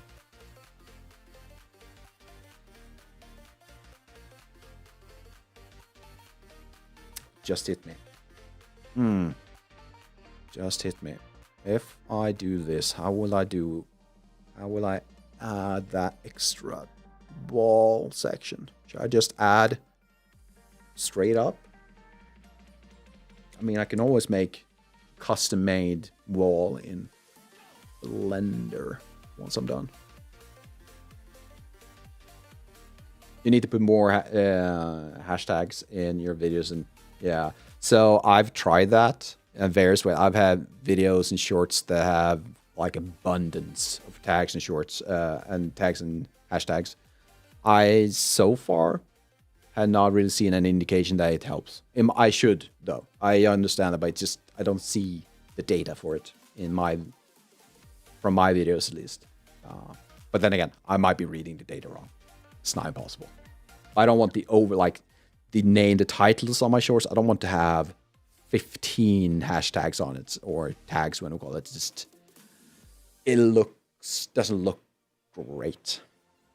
But maybe I should try it. Maybe I should just go ham.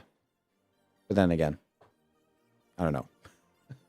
I've heard the advice though to kind of add more tags. It seems to help. Like I mentioned, I don't really see it in my case.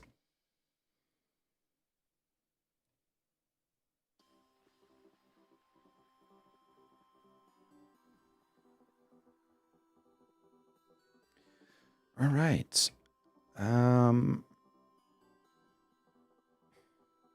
Yeah, how would I go about doing this part? At least I need to extend this. Yeah. So first, smooth this out and these up. That was a meter. Are you only a meter tall? I thought you were 1.5. Height 10, only a meter. I mean, it doesn't really create a big issue, does it? I don't think so. No, I think we're fine. Why are you different, though? Static. I don't like this. 250. You need to be 250 also. Why aren't you?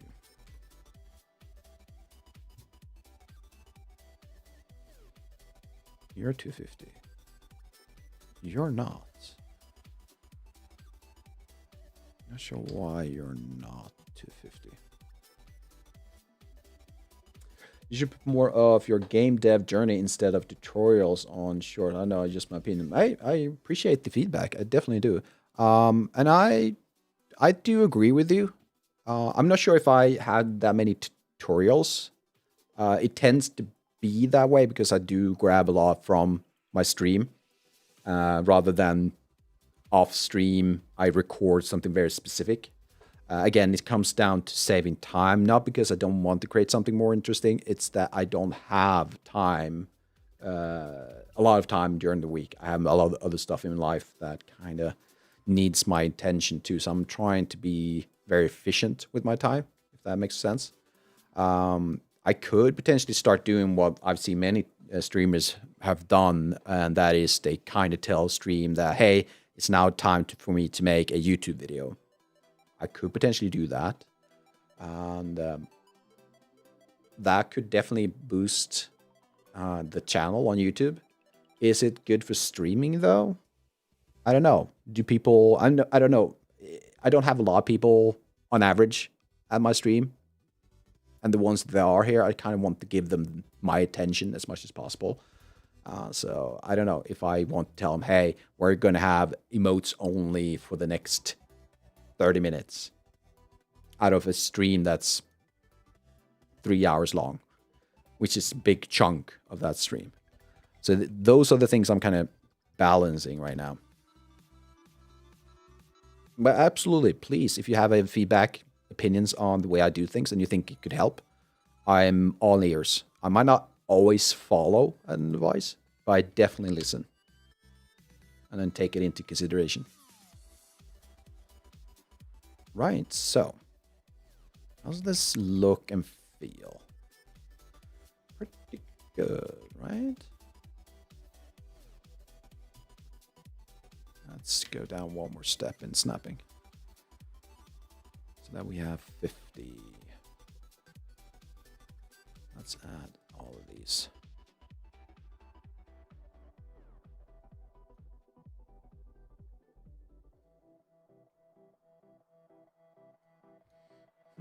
But now how do we fix this part? So all my walls so far, if I were to add this to the front of the staircase like this, they've always been 3 meters tall. But that means that this wall right there needs to be 4 meters, which honestly, that's not a problem. Actually, that's not a problem at all. So what if we grab these, make it 50 up, then go down to Z in the brush settings and make it 400. And I'm guessing that's it for now. We're going to tackle this section in a bit. Well, thank you, Freaky. Thank you for stopping by and giving feedback. I really appreciate it. So, hope to see you around.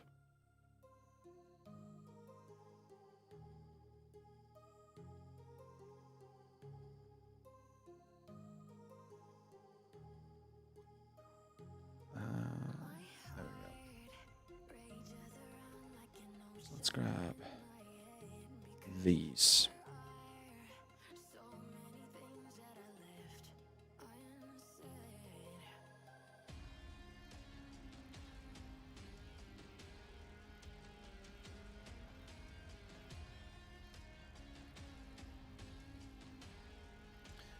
So, how do we fix the height difference between the lower floor walls and these upper ones?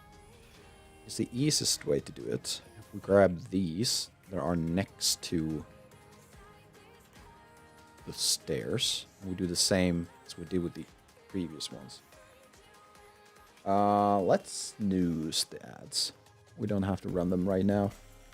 So I'm just going to snooze, so ignore the chat messages for now. So let's do that. So now they match. Grab this guy. Actually, that is meant to be open, right? Yeah, it's this part. So let's not do that.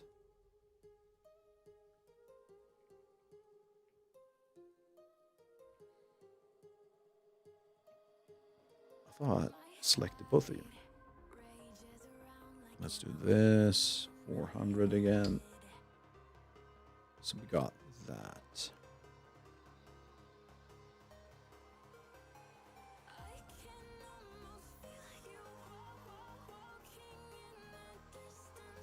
I'm guessing these needs to be 400 too. Yeah, so they match those.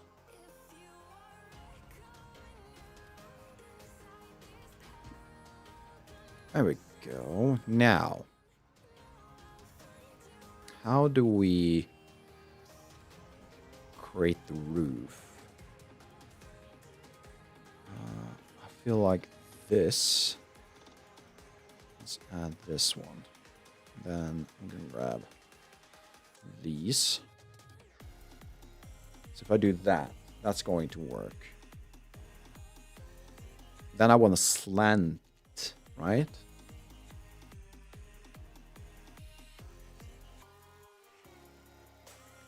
Let's add these first. I will have more control, like I mentioned in Blender for this. So what we should do now, what if I grab these two and I get side view? Kinda. Yes. Yes, I can. And I'm guessing, can't really tell what is what. Okay, so that's 4 levels. So I want one thing that goes from this corner down to that corner. So if I move these up, yes, and not 45s. Let's do 1, 2. It's not even close, is it?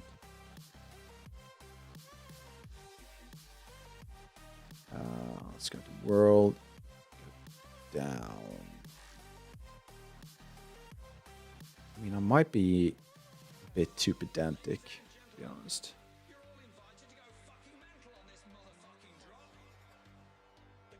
Yeah. Yeah, I'm just going to do this. That's close enough. Yeah, that's going to work. I move this over. And in here, it will look like this. Yeah, that's fine. Ooh, okay, slightly annoying. Just ever so slightly. You have the same problem I do. So let's grab these. And turn off snapping for scale. I already have that. Go into local. And small increase. Just a little bit. Just that I don't see outside. Yeah, that's good enough. Good. Good. Right, so where are we? We've made this entire section. Not sure what to do with the center part.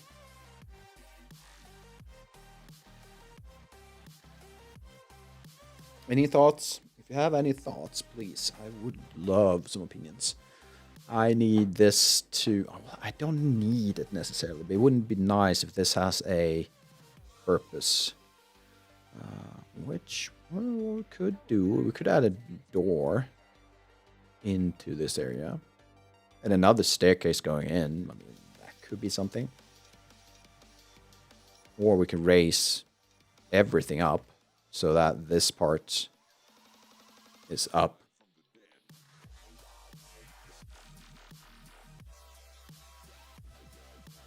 How long are we going? 2.5. All right. I'm going to snooze this one too. And didn't realize it was this long into the stream. We're going to end it here. To everyone who's been joining me, thank you.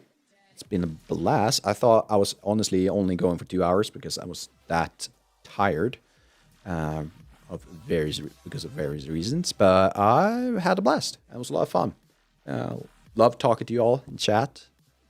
And opinions, thoughts, questions. Love them all. So with that said, we're going to end it. A lot of good stuff happened. And I'll be back. I would like to say I will be back on Wednesday, but that's likely not going to happen.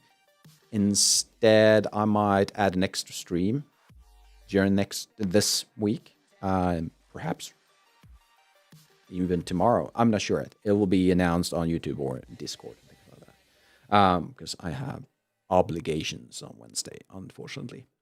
Right, cool. Let's see. Do we have anyone over on Twitch? Where's my tool? Why is my tool gone? Who took my tool? I want my tool. Where should I place it? That's fine. Let's see. Do we have anyone over on Twitch streaming right now? A real Fi Game Dev. Ooh, what was this? I got a bad case of Monday brain. Ooh, I love that. I feel it. I feel it. Let's give her a shot. All right, y'all. That's it. So I hope to see you all next time. All right. So have a good day. Bye-bye.